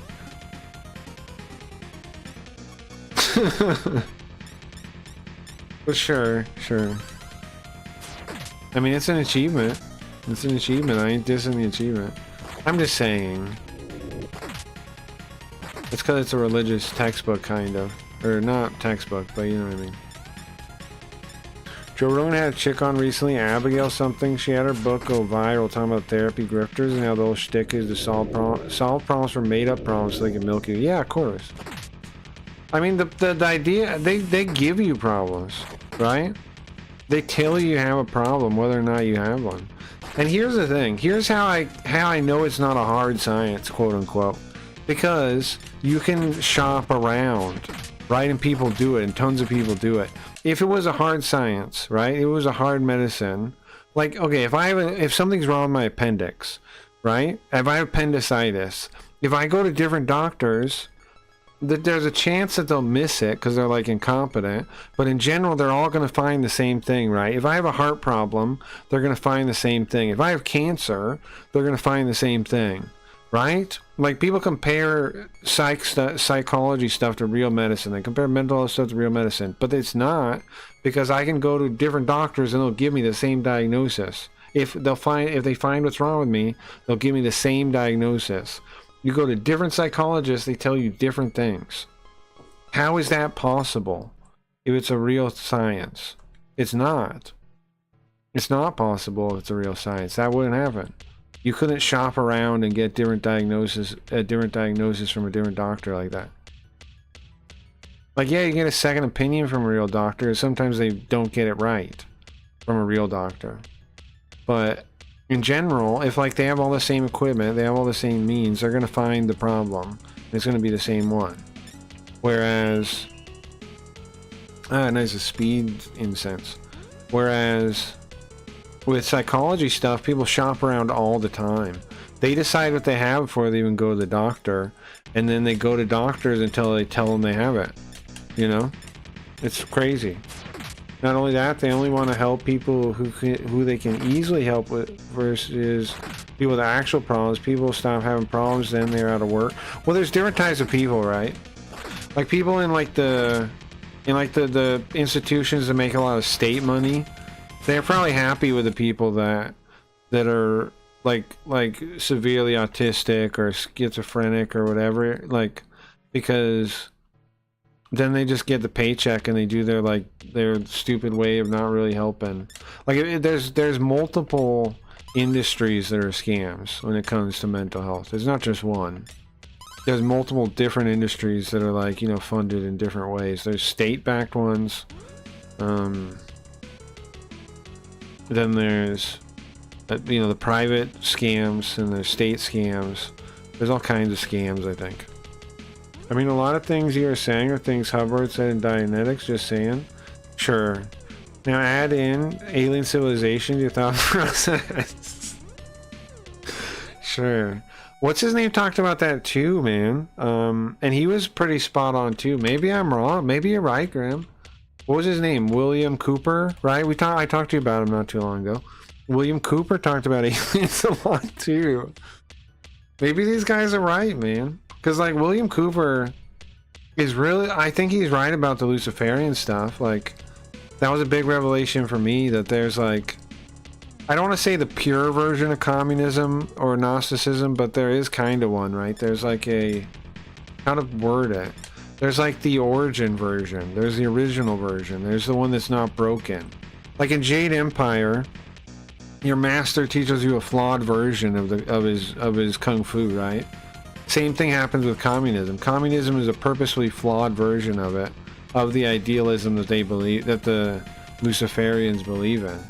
And I think William Cooper is right in figuring that out. It's so on point from what I figured out myself and learned about what they kind of believe in, these different people, that it might not be right, but it sure seems like what they believe in. It sure maps to me. Does the lightning work on these guys? Let me try it. You hear about the chick in the news? Oh, let me see. You hear about the chick in the news? California recently was suing the mental hospital in Los Angeles? No, I didn't hear that. What happened? What's she suing about? So maybe I'm wrong, Graham. Maybe there are aliens. I don't know. What do you think, Graham?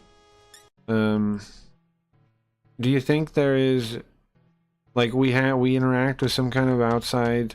I mean, I know you told me, like, that you get signals sometimes that are, like, you know, it could be some kind of message or something, who knows. But do you think, like, on Earth, we've interacted with anything? Or we do currently interact with anything? I don't know, bro. That's hard. It's hard for me to swallow. I'll be honest. It's hard for me to swallow. It's not hard to imagine, but hard to swallow. I don't know. Especially when like the government was trying to sell us on it. That is when I saw a huge red flag for me. When the government was like, "Oh yeah, look at all these things we're releasing about the aliens and the UFOs." I'm like, "Oh no, they're not real, are they?" Oh no. The one guy that was telling his story, like, where they were recording it, he said like him and his wife got blasted by an alien gun like into a car. Like his story's fucking crazy, you know? So I don't know. Like that one that everybody was buying into when he was giving his like deposition, whatever you call it, and he was like, his story was so bizarre, and it had like an alien gun in it. I don't know, man. Oh, sorry, chat's broken. One sec. There you go. Anti-psychology is a huge philosophical movement Hubbard just stole some stuff from. Sure. Well, sure. I mean, there's good reason to be against psychology. I think I'm a believer in logotherapy. I think that what's his name, Victor, whatever, was talking about. We watched a video on it. Viktor Frankl. I think I'm a believer in logotherapy now. I gotta read his book about it. I got his first book. I got Man's Search for Meaning. I've been reading that. I want to get his book that's actually about practice, like about logotherapy. One of his other books. I'm gonna read that after. I forget what it's called. He does one that's like a, you know, like talking about logotherapy itself. Because, well, he always quotes Nietzsche, whatever. A man who has a why can bear any how, something like that's the quote. Makes a lot of sense to me. And of course, the Viktor Frankl guy is a Holocaust survivor, right? The fact that he managed to have a mindset like that, to me means it's got to be somewhat true.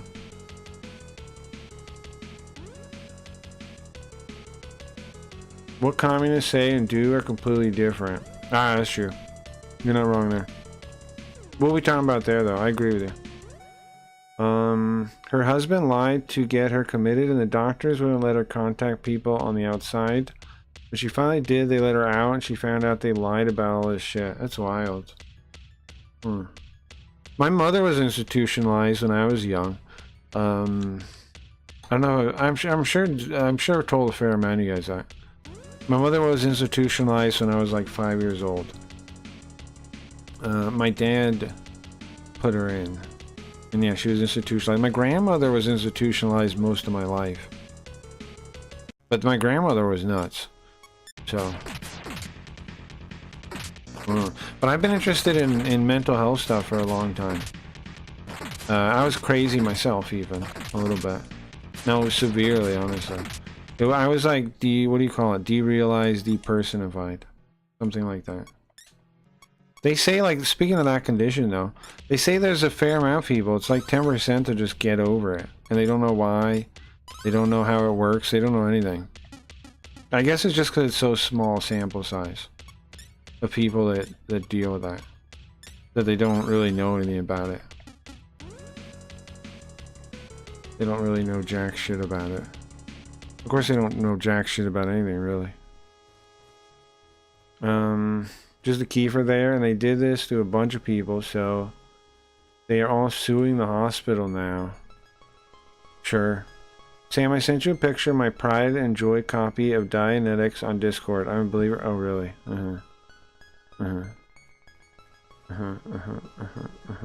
How come the chat keeps breaking today? It's broken again, right? I'm not against psychology and recognizing helping people in bad pattern behavior. I'm against grifters and making people think they're crazy. Well, you know about the replication crisis, right? What is it? Like 70% of psychology studies are not reproducible. Like they don't replicate. The science is not as hard as people try to sell you on it. Like, I don't buy into psychology by and large. I don't.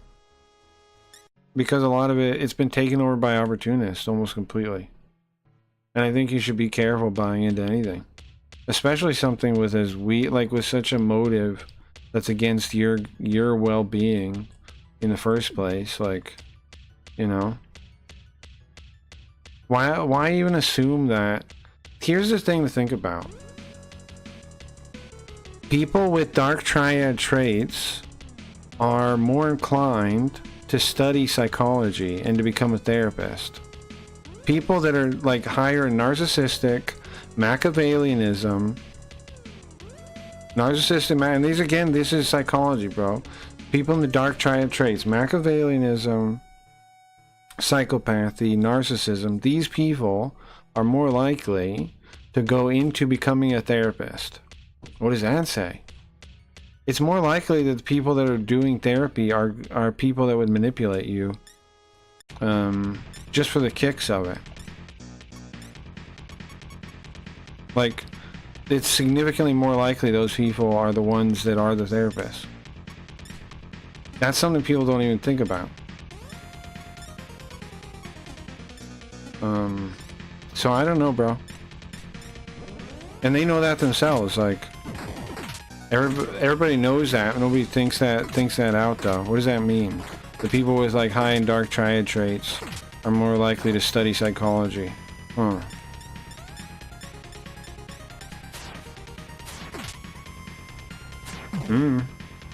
Remember the Better Health scam? Sure. A lot of it's scam, man. There is real stuff in there, though. So like I'm saying, I don't believe in just dismissing every single thing. I believe in reading like each thing as well as you can, or find somebody that can, and like, you know, figuring stuff out.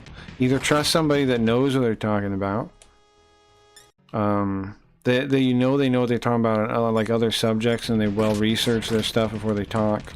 Like, find somebody like that you can learn from, or learn to read it yourself. One or the other. I wouldn't trust it blindly, though. I definitely would not do that. I definitely would not do that.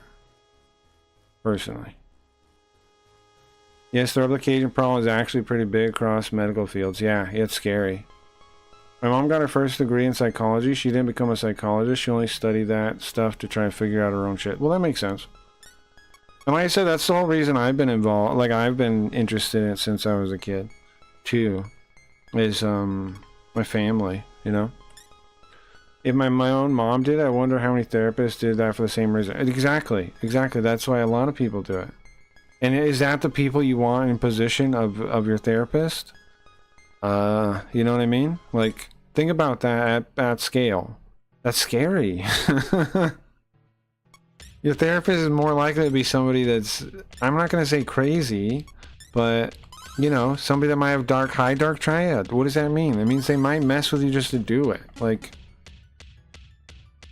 I don't know. That alone scares me about going to, like, and here's the thing too, there's plenty of research to suggest that it doesn't matter. Like, if you, what was it? There's some big meta-analysis that came out like last year recently about like therapy and things and drugs and everything. Like, if you work out or whatever it is, it's generally about the same time period you get better as long as you do something, and it doesn't matter what. Take medicine, a workout, go to therapy. It's always about the same time frame you get better, and it's always, and you do if you're trying, pretty much. Like, it's about the same odds. If you're trying something, you're probably going to get better, and it's going to be around the same time frame. So if that works, if like working out works as good, then why the fuck am I going to take pills and listen to a therapist? You know what I mean? If working out has the same efficiency, why the fuck would I try the one where I'm taking a risk of letting some dark triad wacko fuck around on me, you know? Like, why take that risk? I don't see the reason to.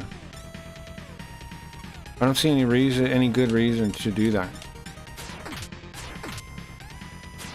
It's just rolling the dice for no reason. and then what? Throw heavy ass chemicals in my brain that don't even do the theory that they say they work on. Serotonin serotonin levels aren't even a cause for depression. We've established that matter-of-factly now, right? We know that. We know that now. We know serotonin is not the problem. And that's the theory that SSRIs are based on. So, what the fuck, man? And they still, like, people are so happy to give out medicine and to try it and stuff, and it's like, bro, that's crazy. And the people end up lifelong dependent on this stuff, and nobody sees a problem with it either. I know so many people that are lifelong dependent now on heavy chemicals. I don't know. It's scary stuff. It's very scary. The scary part is that nobody questions it. That so many people are like, yeah, it's fine. The lifelong dependency on a drug, fine. Not a big deal. Okay, I guess. The pharmaceutical companies need more mansions, yeah. SSRIs are a complete scam. They are, yeah. Another mass scam is psychopharmacology. All those drugs that do know that. Yeah. How are you going to give people advice and guidance when all you've done your whole life is stay at home and school and occasionally go into... Right. I agree. Most people... I agree. How would you help people then? Never forget... Oh yeah, I was going to mention, Grimm got his first degree in psychology too. I went back pretty quick and changed that. I was going to become a psychologist, yeah. I was going to mention that. Yeah. But that's good you didn't lock in with that, man. That would be... You and I would probably not be friends if that was the case. Like, if you were a psychologist, I don't think so. That would be a whole different world. Scary, nobody questions this, just autopilot robots. It is scary, right? The chemical imbalance theory could never be proven. Yeah, if anything, it's proven wrong now, right? Now they claim the theories were never based on the idea, which is a lot, yeah. Yeah, now they just act like, well, we have all this medicine, so, you know, it's working for some people, and it's like, oh my god.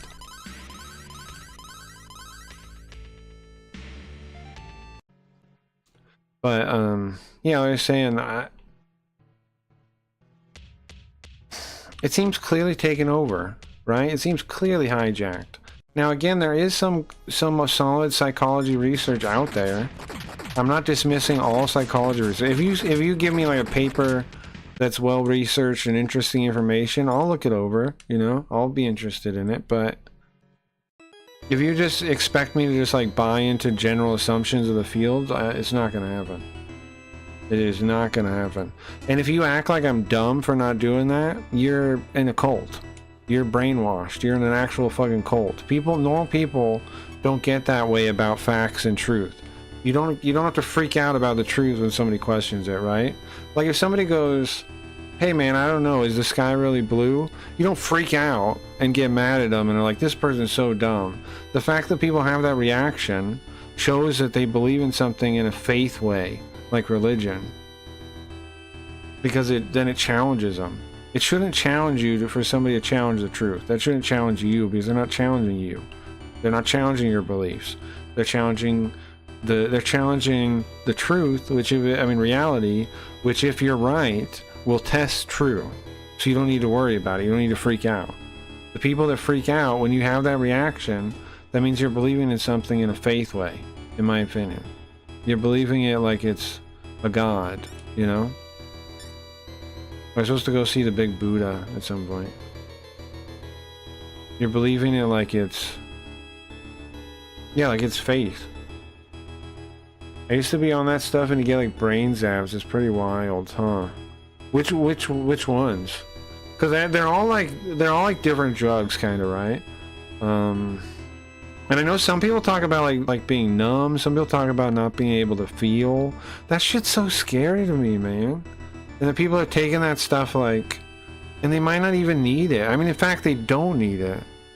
Like, that's the horrifying thing to me, man. Most of these people do not need it, and they're taking stuff where they say like they feel like a robot, or like, that's heartbreaking. Ay, sorry. It's heartbreaking. SSRI? Which one? Because they're like, I don't know. I know there's a bunch of different ones. That's all. Oh my god, you're so fucking dumb. Of course it's blue. Duh. Yeah. I've been adding more stuff. I mean, if you don't mind, you don't have to tell me nothing. It's private information if you don't want to say. I need to work on the exercise part. I feel you, Sam. We always need to be more active, right? If this is a new thing, why is it happening so strongly? How can you help change these people to be more level-headed and critically thinking? Sam? That's the question I've been wondering again since I was a child. Because, like, so my mother used to tell me crazy things. And did I tell you guys this story? Oops. So I was, here's what started my cynicalism. I was like, how young was I? I'm not sure. It was semi-young. I think maybe end elementary school or start of middle school. I was at school and we were watching Home Alone. And I was in the other room. People were laughing at me. Why? Because I had told people what my mother had told me, which is that I was related to Macaulay Culkin. Now she, I think, had just like a delusion about that or something, or she had thought it was true or whatever thing. So she told me as if it was true, and I told people as if it was true. But it, you know, it's probably not true. It's almost certainly not true. And everyone was laughing at me and yada yada. And at that point, I'm like, I don't know. I already knew my mom told me things that weren't true. But then I was like, that was like a big like cementing moment though. That my own mother could be telling me things that are not true. And she told me tons of stuff. I mean, remember she went away to the institution before this. This was after she got out. So she'd already told me all kinds of stuff. But so if you question your own parents, then I don't know. I question everything since then. Like, I had to develop an understanding that, and I think everybody does, that somebody can be talking to you and they can 100% believe what they're saying. They're not lying. They have no manipulative spirit in their body about it, but they're telling you something that's not true.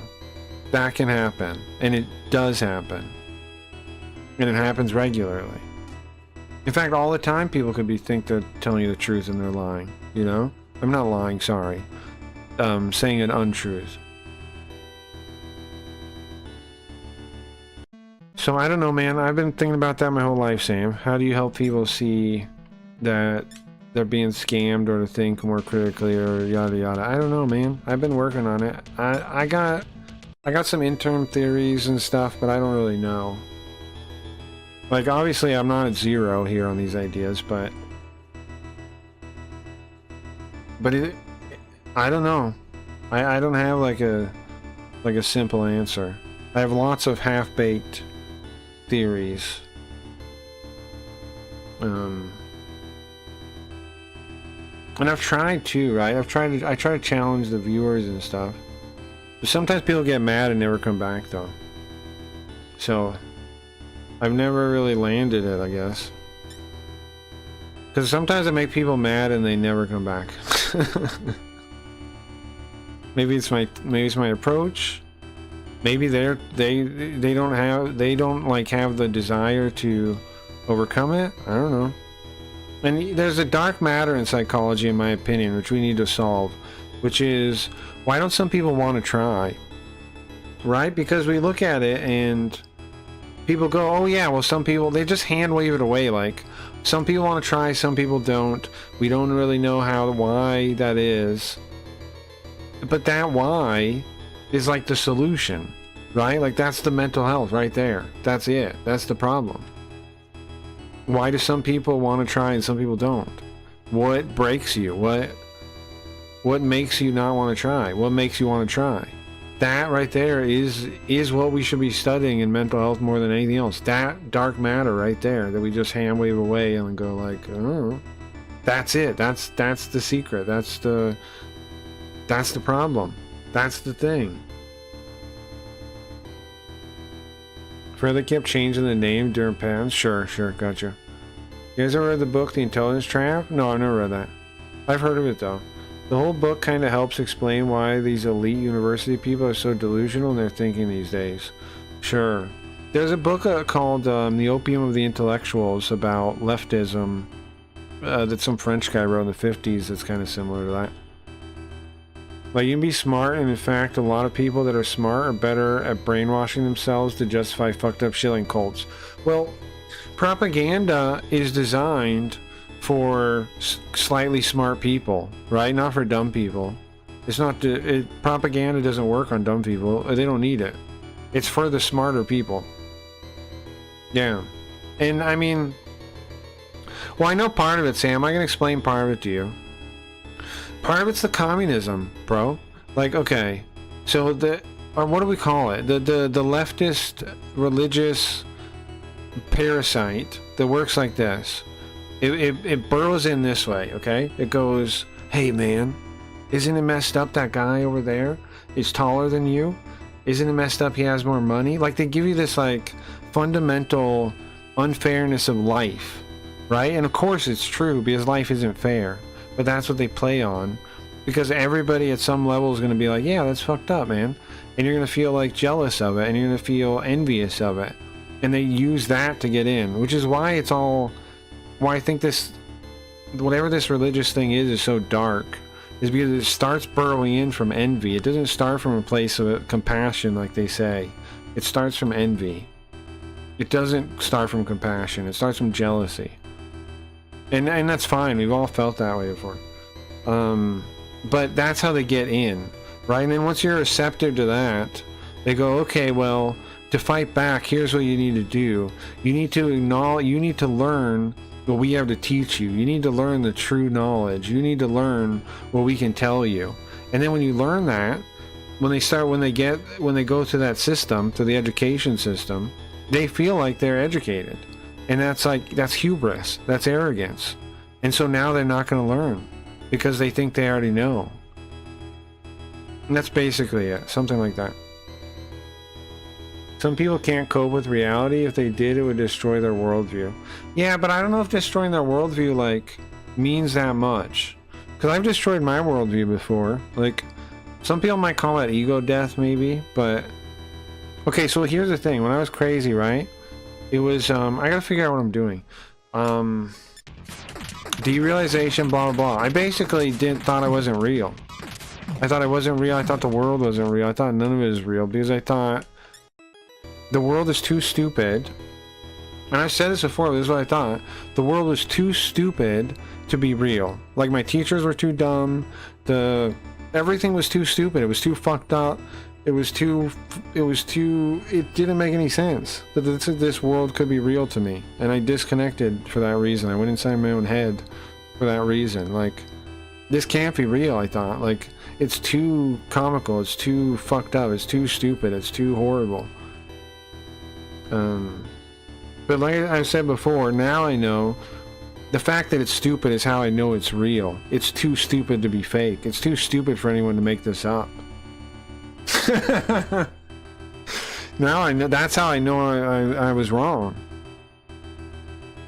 It's definitely real. This is definitely the real world. This is definitely real. Because it's too dumb to be made up by anyone. Only human arrogance and stupidity and shit can arrive at this place. So anyway, I think it's good to... I think it might be good, especially if you're like in a bad place, to hit rock bottom. Because like, I think that is the secret. I think you have to crush their worldview. I think you have to get your worldview crushed. I don't think you can get better without destroying your world. If your worldview is too rigid, it's stopping your growth and it needs to be destroyed like a broken bone. Right? Like breaking a bone so it heals properly. You have to. They'll survive it, but like... That's also why that's also why I scare people away, I think. Because of this philosophy I have right here, right? Alright, I gotta go somewhere. Oh, we gotta go through the dungeon at the sewer again.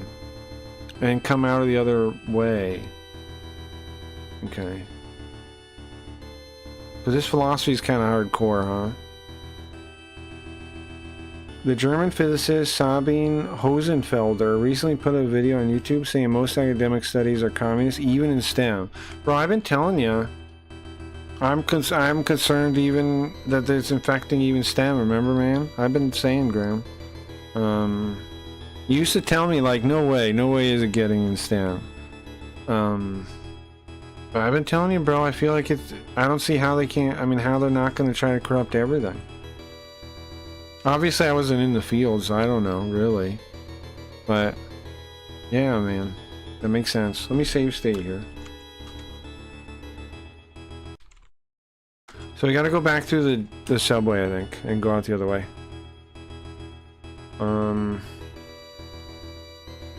Even to stamp people across the world. Can you link me that video? She has put up a response video to the attacks. Sure. I'd like to check that out, though, for sure. I mean, there's people standing up to this stuff everywhere, right? There's,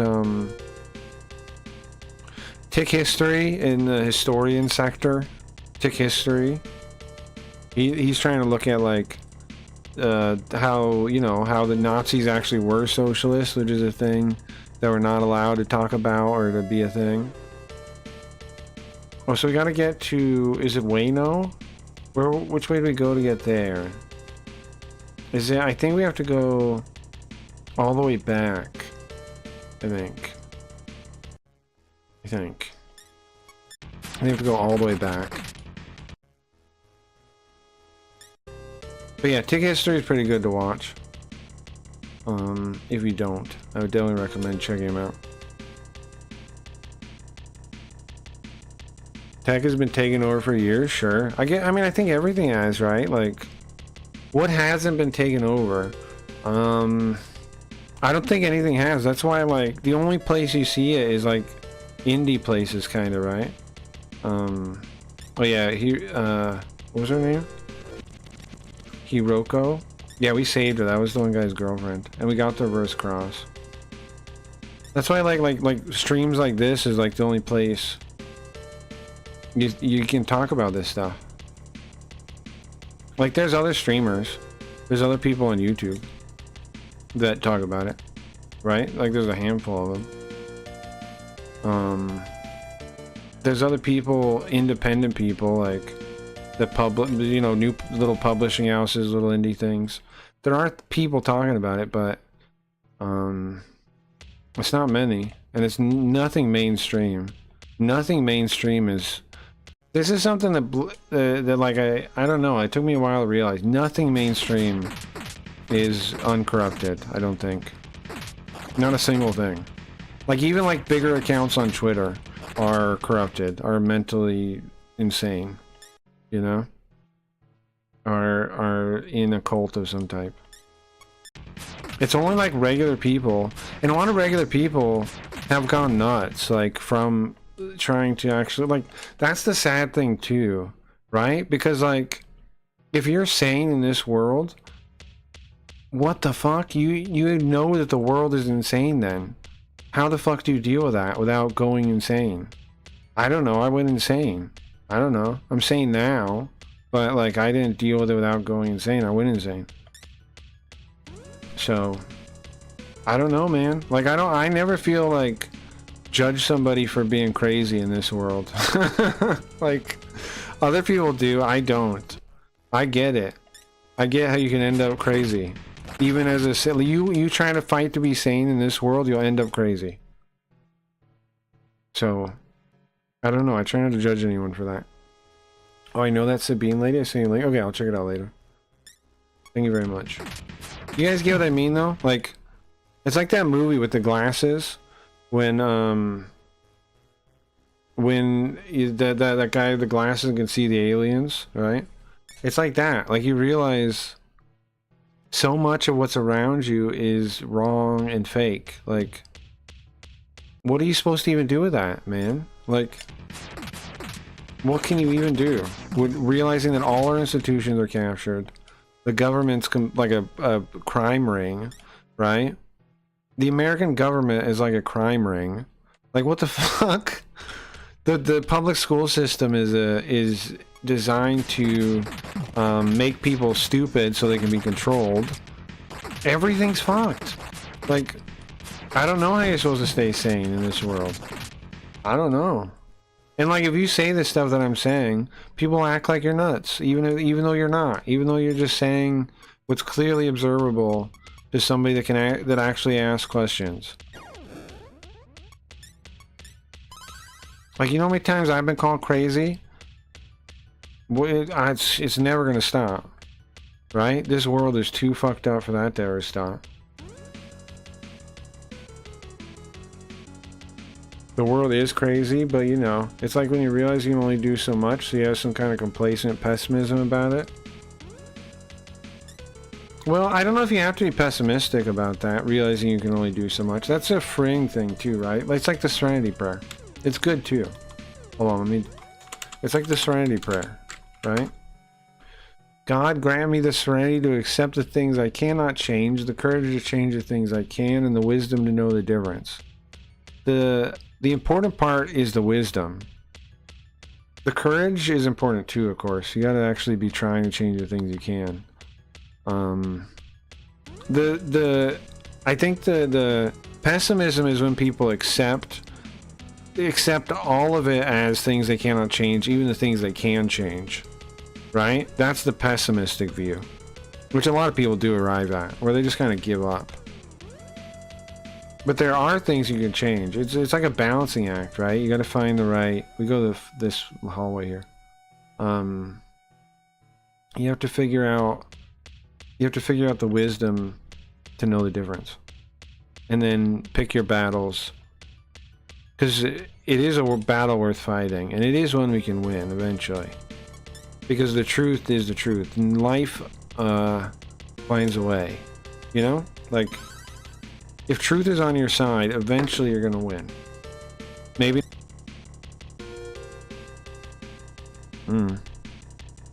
I dig the aesthetic. What's up, No Name? Welcome. You have to just worry. You have just to worry about what you can change. The rest would just drain you. I agree. That's why I'm so hyped about Trump. People say it's the same shit with a different color paint. That might be the case, but I'm choosing to be optimistic and hopeful for the future. Well, yeah, I don't know. I'm not worried about the Trump. I mean, I don't really think about Trump, but I'm optimistic anyway. Because I've set forward my path on this. I'm just going to put out my little tribe, my little stream. I'm going to make my little thing for the world. And if people like it, cool. You know? That's what I figure. That's all I can do. And I'm happy with that. I'll make my little, I don't want to call it little. I'll make my stream. I'll translate Japanese games for people. I'll talk about stuff people want to talk about. That's it. That's what I can do. And I'm fine with that. It's not bad. I'm thankful for, you know, the gifts I have, like the abilities I have, the gifts I have, the things I have. You gotta think that way. And Megami Tensei 1 or 2, we got a 2 now. We're on 2. We're trying to... So apparently, we were... Do you know the story of these games? It's wild, man. I was just refreshing a minute ago, but right now, we're in a post-apocalyptic future, and the video game that we were playing was like the first game, but then Pazuzu came out of the game somehow, and he's apparently trying to take over Tokyo also, we figured out. And he gave us the ability to summon the demons and stuff. And now we're trying to go to this thing over here when the full moon's out. Oh, I'm almost there. Timing's almost perfect. Let me see, Steve. Should we go outside? How do we know the moon? Oh no, we're backwards. We're going the other way. Well, we can just walk around here, I think. Nice, I finished 2, but not 1. We finished 1 and it led into 2. In the SNES version. You like these games? I like Mega 10 a lot. We're starting from the start. I haven't played a lot of the super old ones. So I figure I'll just start at the start. And the SNES game is pretty cool. Are my favorite, the Super Famicom, nice. The beginning section of this game is crazy. Yeah, I agree. I agree very much. Oh, we could probably just walk up right next to the thing, right? We'll probably just like go back and forth right there. Welcome to the Diva Church. Okay, so they say there's a ceremony here at full moon, right? We have the symbol, we have the reverse cross thing. I think we just gotta... I think we have to time it right. I don't know though.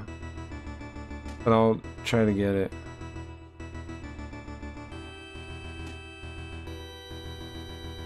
But yeah, nice, nice. Never mind.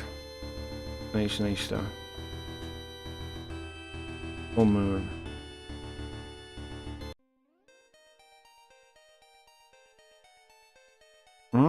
Come again, full moon night? What am I? Where am I then? Leonardo will hold it. Leonardo. Where am I then? What happened? I missed it by 1 foot. Okay. Is it one each step? No. 2 steps? What if I rewind? Hold on, guys. Pretend you don't see this. What if I rewind a little bit back to like... I don't know, when we walked out maybe? No, further back. Here. Okay, we can fix it now. We're at 7, okay. We can fix it now. We don't just start over. Okay. I missed it again? Ah, there it is. Nice. This is the Diva Holy Land. The Holy Land of the Diva Church. Are you Diva practitioners? No. No, I'm not. What? Are you guys part of the Messiah? Do you guys believe in the Messiah then? Get out of here. Okay, I guess we're supposed to say yes. You guys believe in the Messiah or something? Yeah. Alright, well, show us your proof. You have the reverse cross? I do, I got one from the one guy. That's it, you got the reverse cross. All checks out. It's starting soon. Come this way. Sick. Sabine Hassenfelder grew up in East Germany, so she saw communism firsthand. Sure. She was in middle school when the Berlin Wall came down. That's crazy. This guy looks like Lucifer. This is, what was his name? Leonardo? Leonardo, yeah. Okay. Sure.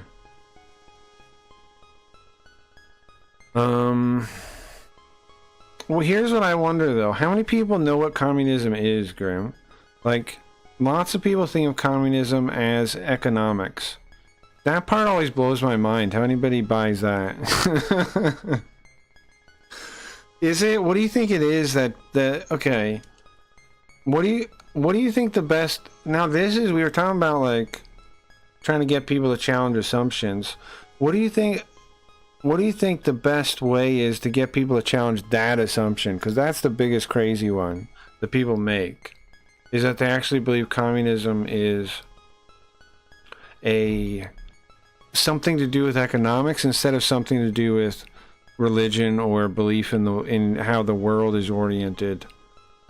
Like, you interacted between man and the world is what communism is. It's describing man and the world, right? It's not describing economics. It's describing this is the true state of man in the world, which we're going towards the end of. It's describing like time, right? Marx is talking about time is going to end soon, and we're going to get to the final stage of time. Like, this is these are religious ideas, not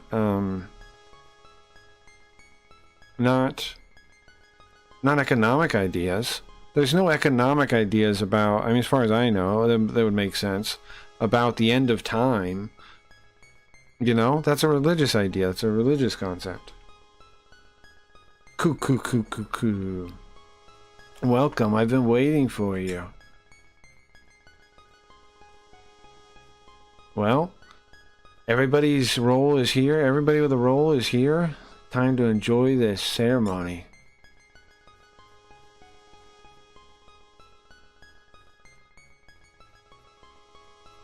Study Marxism. So, well, it's because they don't understand the application of Marxism is applied to society as a whole. For the economic theory to happen, you have to change society and culture. Most people do not study Marxism. Yeah, I think that's right. I think that's totally right. It's because most people don't study it, so they just assume what people say about it is true. Yeah, I think that's true. Yeah.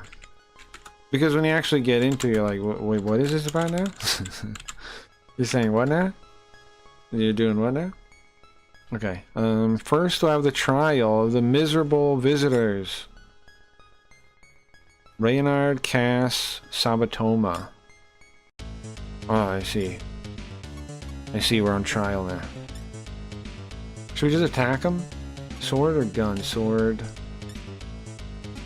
Do our spells work is my question. Because we have some good spells. Magioraon. Gioma. Tetoraja is crap. That's the barrier, maybe? Where's it the defense one? Defense buff? Here, hold on. I got the... Let me check the wiki thing.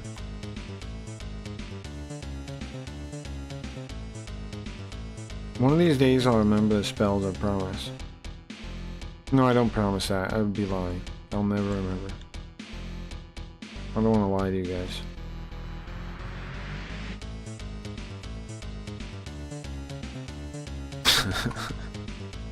Okay. Swords. What are the attacks? Fusion. Magic attacks. Oh, there it is. Magic dagger. Guys, this Friday we have Jinguji Savro. If you've never seen that before. It's energy drain. This blocks energy drain. That's what I thought. I think I said that. Maybe not. But yeah, it's because they don't study Marxism, yeah. Okay, so do we need a magic barrier? Probably not. Does he have Han Mahan? Yeah, I'll do that. Raku Kaja, I think that's the defense one. Raku. Yeah, it's defense up for everyone. Okay. I don't know if it's worthwhile. Mahojioma. That's a super lightning. Alright, if lightning work, no, lightning doesn't work. I wasted all those lightning spells. But Han Mahan does good damage, he's dead. Okay. He's gonna summon more guys though, right? Oh ho, you did okay, I see. Ronaldo Cass Sabatoma again. Ah, okay. Junkie! This guy's called Junkie! Yoko, can you... Oh, you know what? I can make a command. This is a good idea. This is a good idea. Guys, I'm gonna make a command for Yoko to read Japanese, okay? Let's see if it'll work, though. Can I pass Japanese this way? Let's see. Give me a second. Command. Make a new command. What do we call it? Yoko? Yoko, it'll be the trigger too. Text to speech.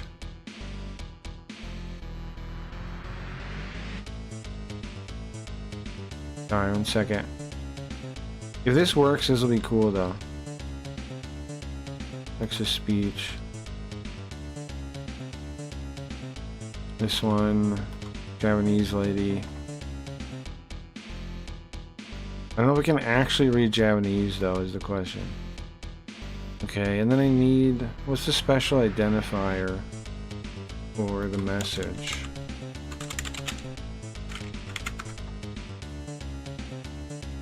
It is total chat messages? No. Donations? No. Text? What is it? User? Time? It's gotta be something obvious, I would think. User? No, it's not user related. Target user, streamer, bot, arguments. Argument text? Would that be all arguments, all text after the command? That's what I want. Yeah. That's what I want. Okay. save that. Let's test it now. Junkie, yeah, nice, thank you. And so let's try this. Yoko, can you read that for us?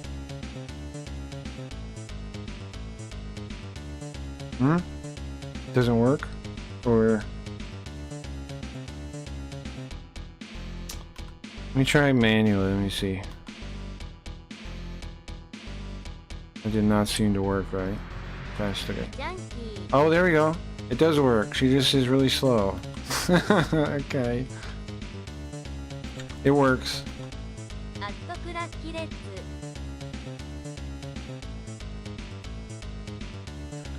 do you say that all of a sudden? Yoga, why did you say that? Oh, the argument, Here, try this way. There we go. Okay, it works. That should work. You guys should be able to do that too. Let me see.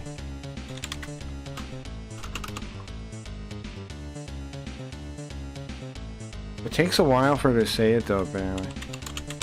I don't know if YouTube's to blame. I don't know what's to blame for that. Let's see if this works. Yoga?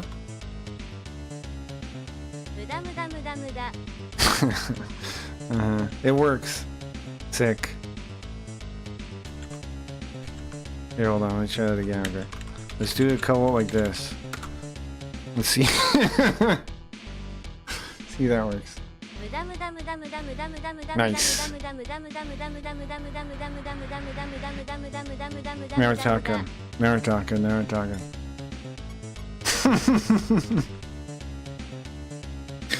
Nice. You guys can use that too. Just use exclamation point Yoko and then whatever, and it should work.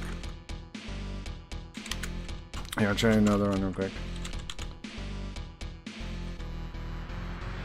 One more thing I want to see. I mean, one more thing I have to see now.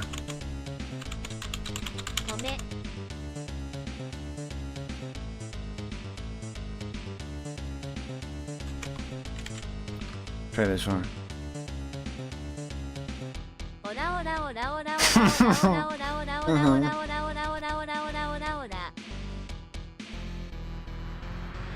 Okay, I'm happy with that. I'm pretty happy with that.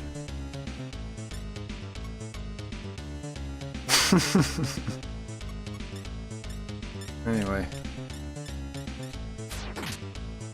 That'll be useful, right? We might need that for stuff. If you guys ever need a reading, just type that. You'll go do it. Sick. Oh, can we auto this guy? You think he does anything? Cool. This is gonna be the end for you, lowly intruders. We cast Sabatoma again. Did I hear Japanese girl making Scatman while I was making tea? No, she was doing like JoJo stuff. She was doing JoJo stuff. But you can now have Yoko read Japanese with the command Yoko. I mean, I guess she'll read anything, but it's really here for that. But she can read. I'm going to put some kind of limit on it. So Yoko is a stand user? It seems like, huh? At the very least, she'd probably... At the very least, I would think she would know Hamon, I would think. At the very least.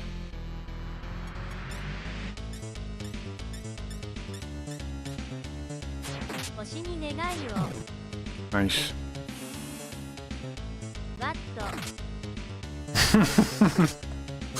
Uh-huh.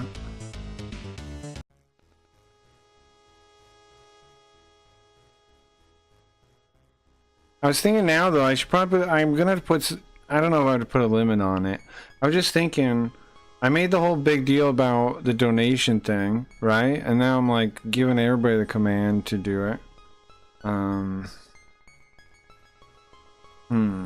I don't know, I'll think about it later. For now, let's just have fun with it. Well, what's up, Drew? Welcome. We just beat some kind of Satan worshipping guy. You're gonna regret this. You've done what can't be done. You're gonna regret this. Alright. He shouldn't be too tough. Look at his hand. He puts out one finger and he opens his hand. What's that mean? Some kind of Satan thing? Was that a Satan thing? I'll count to 5. I'll count to 5. Yeah, let's see.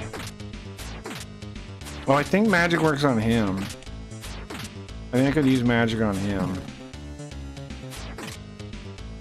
That was crazy. The sword we have is like 0 to 8, I think, attacks. So I guess I got really lucky. Oh, we got him. That's it.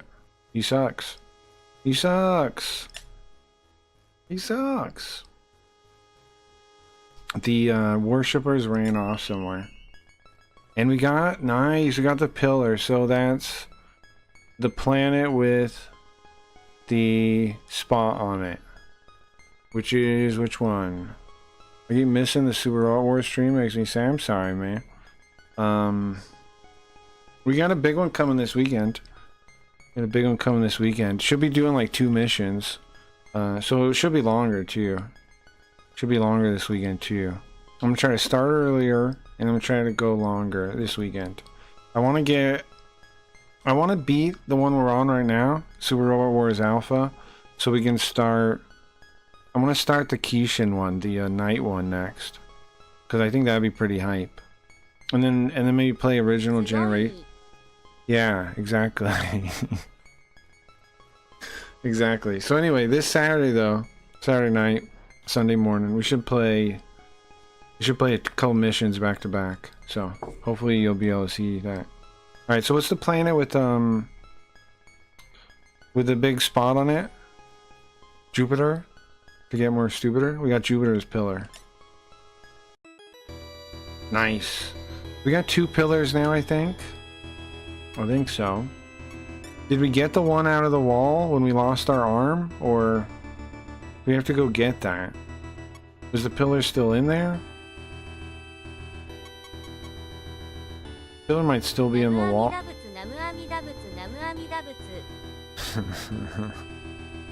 Uh-huh. We're doing Buddha, some kind of prayers now. I would still play this game if there is a good news. There is an English version. There's a fan patch of this game, Grim. You can play it. Yeah, there is one. Luckily enough, there's a fan patch, and I think people like it, so I think it's a good one. I don't know though. I haven't seen it.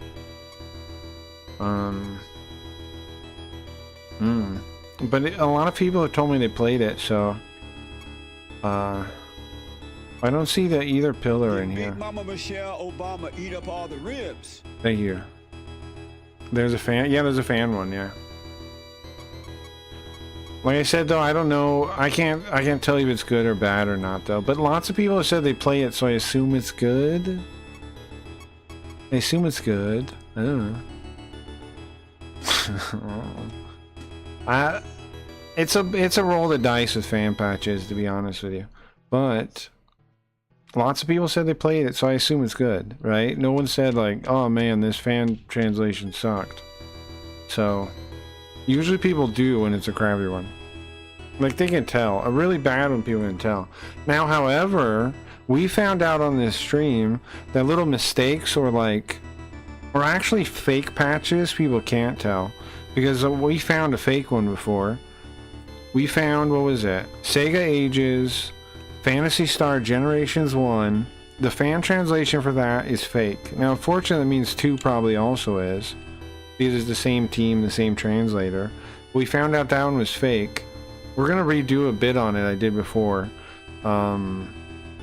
We compared the Japanese first part to the fan patch. And what they had done was, which we figured out from looking at stuff, is they had taken the text from the original, like Sega whatever version, the early Sega Master System version, and they used it as an outline, and then they just added random lines in. They didn't do any translation at all. There is no translation done in that game as far as I can tell. It's just using the script from the Master System game, and then adding random lines. Yeah, the translation was okay from what I remember. Nice, good. Yeah, because I was the only one there for that, and that was such BS. Lines such as, yeah. Yeah, lines such as, okay, so there's a part, there's a part in the start, right, where the girl's like older brother's dying, right? Alice or whatever her name is, right? Her brother's dying, and she's like, please, why are you dying? Like, why is this happening? Something like that. She didn't say why. She says, like, she's just lamenting that he's dying. And then in the fan patch, they wrote, why doesn't heal work? Like the spell heal. Like she was trying the spell heal and it didn't work. But none of that was in the thing. The original script didn't have that. The guy totally made that up. The fan translator totally made that line up. Totally fictional. Well, they recently translated? Oh, really? The original two?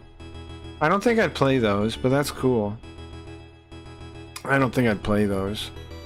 Alright, what are we doing? Hold on. What are we doing progress-wise? We beat the guy, we got the pillar. That's exciting. What time is it? Oh, it's almost time for a break. Almost time for a break. We can go to Shinjuku, that's where we're going. I think. Oh, Adon Tower. Where's that at? It's in Shinjuku. It's in Shinjuku, I guess. Or the area to the north of it. But either way, it's in that area, I think, where we were before. I think we just... we gotta go back to the subway, right? Let me look outside. We have to go back to the subway. That's a bit of a pain in the ass, but okay, I'll do it. What is this? Thing? Can I talk to him? What do you want? You want to join me, bro? Trying to convince him. I should betray my kind. I don't know. Okay, well, let's put our weapons away. Let's smile at him. Is that working? What is it? The smile, the savior, the Messiah. We should call him. I should start calling him the Messiah. But the thing is, some people actually say Messiah for different things, so I wanted to keep that different. But I don't know. We offer him something. 205? Sure, no problem. Nice, got him. That easy. Mero. Hopefully we can fuse him or something. Because I don't want to hang out with that disgusting fish man for very long. Ugh. Yuck. Let's just talk to him so he leaves. 90s localizations? Sure. Sure. In general though, I like most, I mean I like a lot of like real translations, like a lot of them are pretty good. A lot of them get like a rap, but it's mostly a bad rap, but it's mostly style choices that people don't like. And with style choices, I'm not too hard on those, because like, I don't know man, we all have different style, especially in translation. So I'm not too hard on those, but actual mistakes I'm hard on, or actual fake things I'm hard on. I don't like that at all. I realize what I'm saying now too though, the words. I'm like, wait a second. But you know, it is what it is. It is what it is. I am hard on those things, so what am I gonna do? Mistakes or like actual faking the translation, or trying to hide a machine translation as a human translation, all that kind of stuff. That kind of stuff I'm hard on. Machine translation I think is okay if you're honest about it. Because like there's that one guy working on the Battle Angel Alita one, and he used machine translation first, and I'm fine with that. I think he just needs somebody to help like clean it up. I was gonna help, but I haven't played the game. I don't know the manga well enough. I started reading the manga for that reason though. Alright, let's see, where are we now? There's somewhere where this path splits up and we gotta go the other side. And guys, so everybody knows I had a new command. If you ever want some Japanese read, just type Yoko and then whatever it is. Let me try this again. Like this. What's funny is it autofills this. I'm gonna add it a bunch. I'll see how long it goes.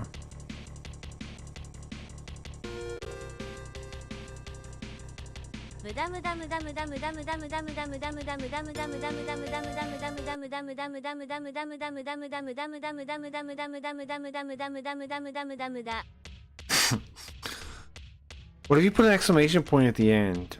What if you put an exclamation point? Hold on. What'll happen then? I must know. Yoko Brando, yeah. Let's see if we put an exclamation point. Because they always end. Come on, Yoko. Give me a hit at the end. Aw, man. Okay. What if I try... what if I try space, then one last one, like that. What's up, Smash? Welcome! Welcome, Smash. Okay, come on, Yoko. Don't let me down here. Don't let me down here. Come on. Whatever. There's gotta be some way to tell her to be louder at the end. There's gotta be some way. I don't know. I don't know what it is. There's gotta be. We'll figure it out someday. Someday somebody will stumble on the answer. Yeah, there we go. But yeah, just type Yoko, whatever, for TTS. She just speaks Japanese, though. Be aware that she speaks Japanese. Okay, so where are we trying to go? The down? Which way is the way I want to go? I guess either way can get me out eventually. Because we can teleport back to Shinjuku either way. Japanese doesn't have emphasis. That's not true. It's not true.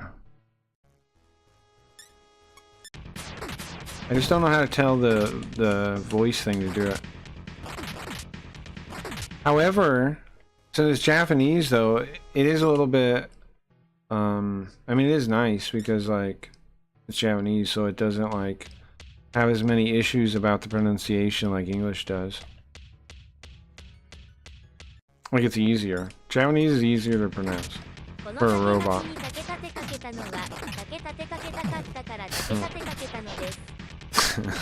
Look up tongue twisters. Buffalo, what's the English one? Buffalo, buffalo, buffalo, buffalo. Hey, if the person that works in the cubicle next to you tells you he pooped his pants, go home sick immediately. Yeah, it's a good idea. I don't work in a cubicle though. I work for myself, so luckily, I don't have to deal with that, but that sounds gross, yes. Sounds very gross. Sounds very gross. Sir, that is disgusting. Imagine cracking a translation cubicle. Oh man, I'd be pissed. Like, that was... I would hate translation if I worked there like at a job. Right? I probably would. That's how you'd kill it for me. Is make me do that. That's how you kill my passion for the thing. Wired in the Googlebot? Yeah, maybe that's how it works. I wonder how come Yoko has a delay. Because it's a local thing.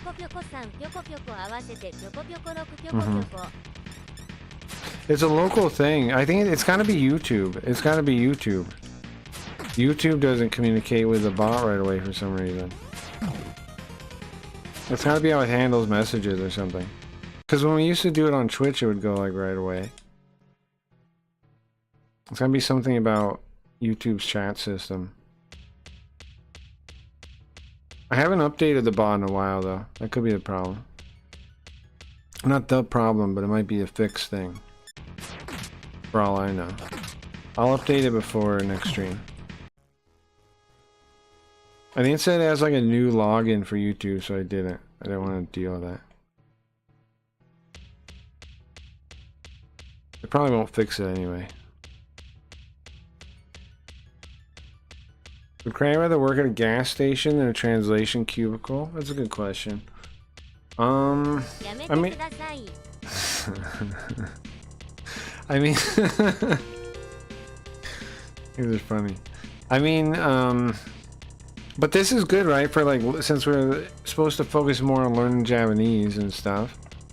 Now we have Yoko to help us out. And bro, the storyline next is Return of Yoko too. So it's all kinds of good, I think. Oh, did I spoil that? The Return of Yoko is the next storyline for this stream. We have a bit later on tonight too. You shouldn't be looking around, bro. If you go out there, you can go to Shinjuku, and then straight up there you go up the stairs. Look, there's a giant monster there. You be careful. Be careful, man. Watch yourself. Did we fight the monster yet, or no? That he's talking about. I think it's a... I don't remember how we leave. Which way are we supposed to leave? Did I go backwards? I sure hope not. Let me check the map. I feel like I might have. Might have just walked backwards. Let me see. I did, didn't I? Or no? Or that's the right way? No, that's the right way. Maybe. It's definitely the other way. Still in crossing. Smash! Smash that like for the bit later. Yeah, please smash the like button. Guys, like it? Yeah, we got a bit tonight, a spooky ghost bit. We'll be doing it... Oh, this is the right way. We'll be doing it around 1, 2 a.m. somewhere in there. Late night, I know, but it's in honor of the bit, so it's at a ridiculous hour on purpose. It's at a ridiculous hour on purpose. I'm gonna take a break soon and get something to eat. I'll try to do it around 9, right? Are we there now? We're at 9-ish. Let's get somewhere to save and then we'll take a break. Yeah. Then we'll take a break, then we'll be back. In another hour from then. So like 10:30 I'll be back. Yeah. 10:30, let's say 10:30. The late night stream starts at 10:30. So let me get somewhere to save and we'll take a break. Does the ghost only come out late night? Yeah. That's the ghosting time. The Ox Hour. Oh, it's the tournament thing. I like that. Yeah, it's the Ox Hour. He's gonna come out at the Ox Hour. I think that's actually 3 a.m. I think the Ox Hour is actually even later than that. We learned about the Ox Hour from Origami. Yeah. Origami. That's you know what I need to do? I need to play Origami in my free time. Origami 2, so we can play Origami 2. Cause that game was or get the OCR working or something, I guess. We could play the PS2 version, as that one's text hookable. I don't know. Or I could pre-play that one and then play the Switch version on stream. Because the PS2 one's text hookable. Which is a nice feature of that, right? I don't know why the Switch one isn't. You'd think it would be. I don't know if it's the emulator or what, but it's not text hookable. Now, when I'm saying this, you might be confused. What the fuck is he talking about? What's text hookable mean? Why is he saying this nonsense? Okay. So, there's this trick you can do where you plug in a piece of software to your game, and then you can find the region that the text is in, and you can pull the text out. So, it will automatically do dictionary lookups, if you're understanding me. Oh, there's a barrier there. The hell? Okay. So it makes it like a game that's all text means I don't have to like type in stuff to look words up. I can just have them all looked up for me and then just like, you know, hover the mouse over the right character and have the definition there, and it makes it much easier for translating live, right?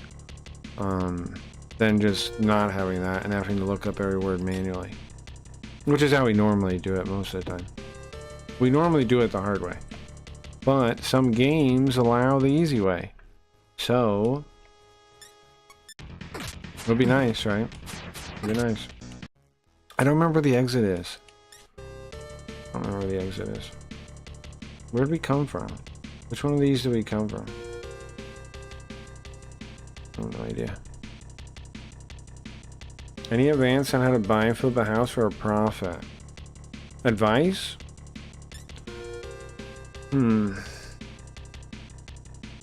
Advice on that. On how to buy. Oh, nice. Here, is this where we wanted to be? It is, right?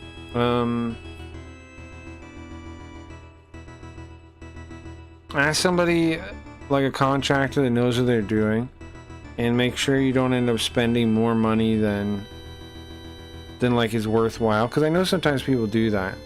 I don't have experience doing that a bunch.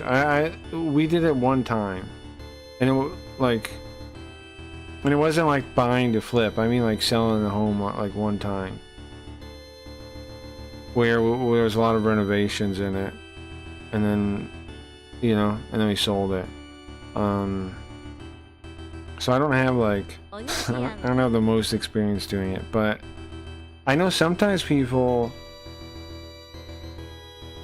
some people put in money and then end up like not even recovering it, right? Because it depends on what you do. So make sure you find out somebody that knows like what's worthwhile, like what kind of upgrades and fixer up stuff is worthwhile and what's a waste of money. Because some stuff is definitely a waste of money.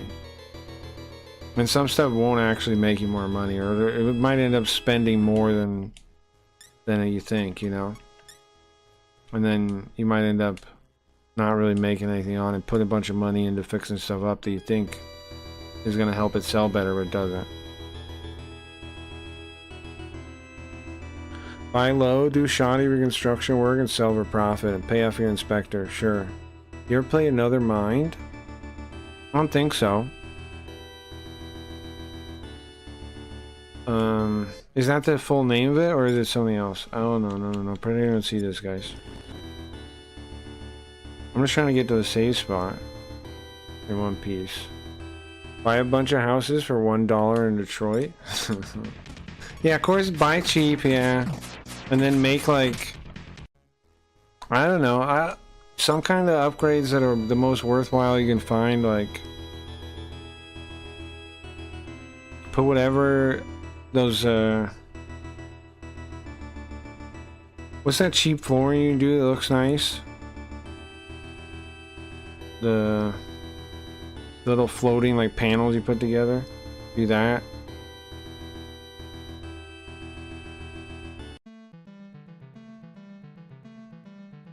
LVP? I'm gonna save, guys. Guys, I'm gonna take a break. Thank you guys for hanging out. We're gonna be back in an hour and a half-ish, I think. Is it that long? Hour and 20 minutes-ish. I'm gonna take a break. I'm gonna get up. I'm going to get something to eat. Also, I figure this time is kind of like it's the slow time anyway usually, so we'll be back at 10:30 and then we'll go into the morning as late as I can go. And we got a little special skit coming tonight in the second half, not in this half. It's this half we are ending. Thank you guys for hanging out. I hope you had a good time. I'm gonna play you out of here. The Star Trek thing is still going. If anybody wants to try to level up in that or anything, it's still going. How do I turn it on the screen? Let's see. We got a lot of stuff. I appreciate everybody that helped me, and I appreciate anybody that still helps me. Stop writing like that, you son of a bitch. Sure, Brian. You... Snorch, stop writing like that. You pissing me off with that. The stupid brackets that you would never... You know why it doesn't look natural is because... Install... Here, Snorch, you are punished for a day, okay? Your punishment is... you have to install the Japanese IME and actually try to type what you just typed in my chat, and you'll find out you can't do it. Okay? You have to do that before I see you tomorrow. Put user in timeout. If you haven't done it, I'll time you out for another day. You understand? The Star Trek, let me link the thing. Install the IME, try to type like that. See how it works out for you. Son of a bitch. Anyway, if you want to, you can get that. We still have a lot of things you can earn me money with. Basically, any leveling up in it. It's a little clicker game. You click a bunch of things, you get other things go up. You know, they sponsored me, so thank you to them. Anybody that does it, thank you. We still have a bunch of stuff you can get on there and earn me a little bit of money if you want to. If you don't want to, don't worry about it. I appreciate everybody that has so far, and I appreciate anything. I gotta thank again. Today I checked it. It was a little bit more money. Pretty sick. So somebody's playing something. Thank you guys. It was pretty sick, man. I think we're gonna do it once a month. Next month we'll do a different game though. Next month we'll do a different game. I think we're gonna do it once a month because it's helping the stream get in the black, you know, as opposed to the red, which it normally is. Get out of here, Snorch. Get out of here. I'm throwing salt at you. Okay, let me play you out of here. Thank you guys for your time. I appreciate it. Hope you have a good day. We'll be back in an hour and a half with the second stream. What the? I'm getting ads now with the second stream. See you guys if you're up. If not, have a good night. If not, have a good night, guys. It'll be good to listen to. Yeah, I've never heard this one. This one might be nice.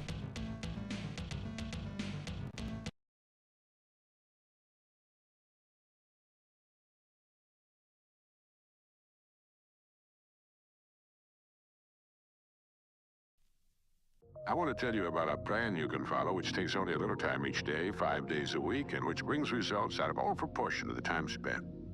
For a moment, consider the things your mind has brought you. Everything you have, your work, your relationship with your family and others, your philosophy of life, all come to you as a result of using your mind.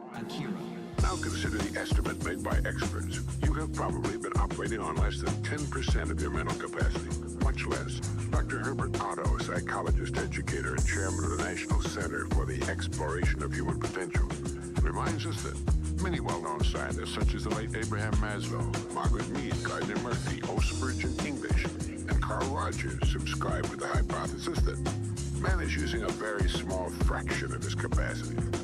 Margaret Mead quotes the 6% figure. Herbert Otto writes, my own estimate is 5% or less.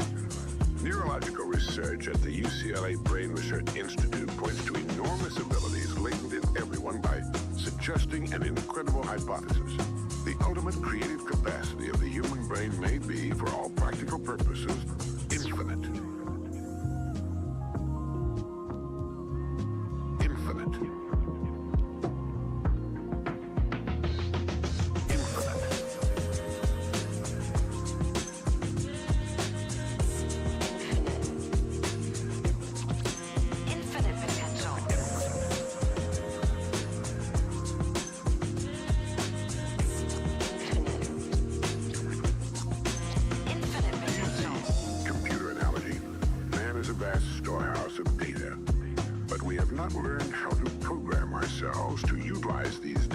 Problem-solving purposes. Yefremov, the eminent Soviet scholar and writer, says man under average conditions of work and life uses only a small part of his thinking equipment. If he were able to force our brain to work at only half its capacity, we could, without any difficulty whatever, learn 40 languages, memorize the large Soviet encyclopedia from cover to cover, and complete the required courses of dozens of colleges.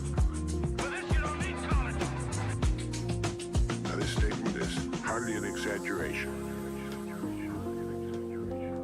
It is the generally accepted theoretical view of man's mental potentialities.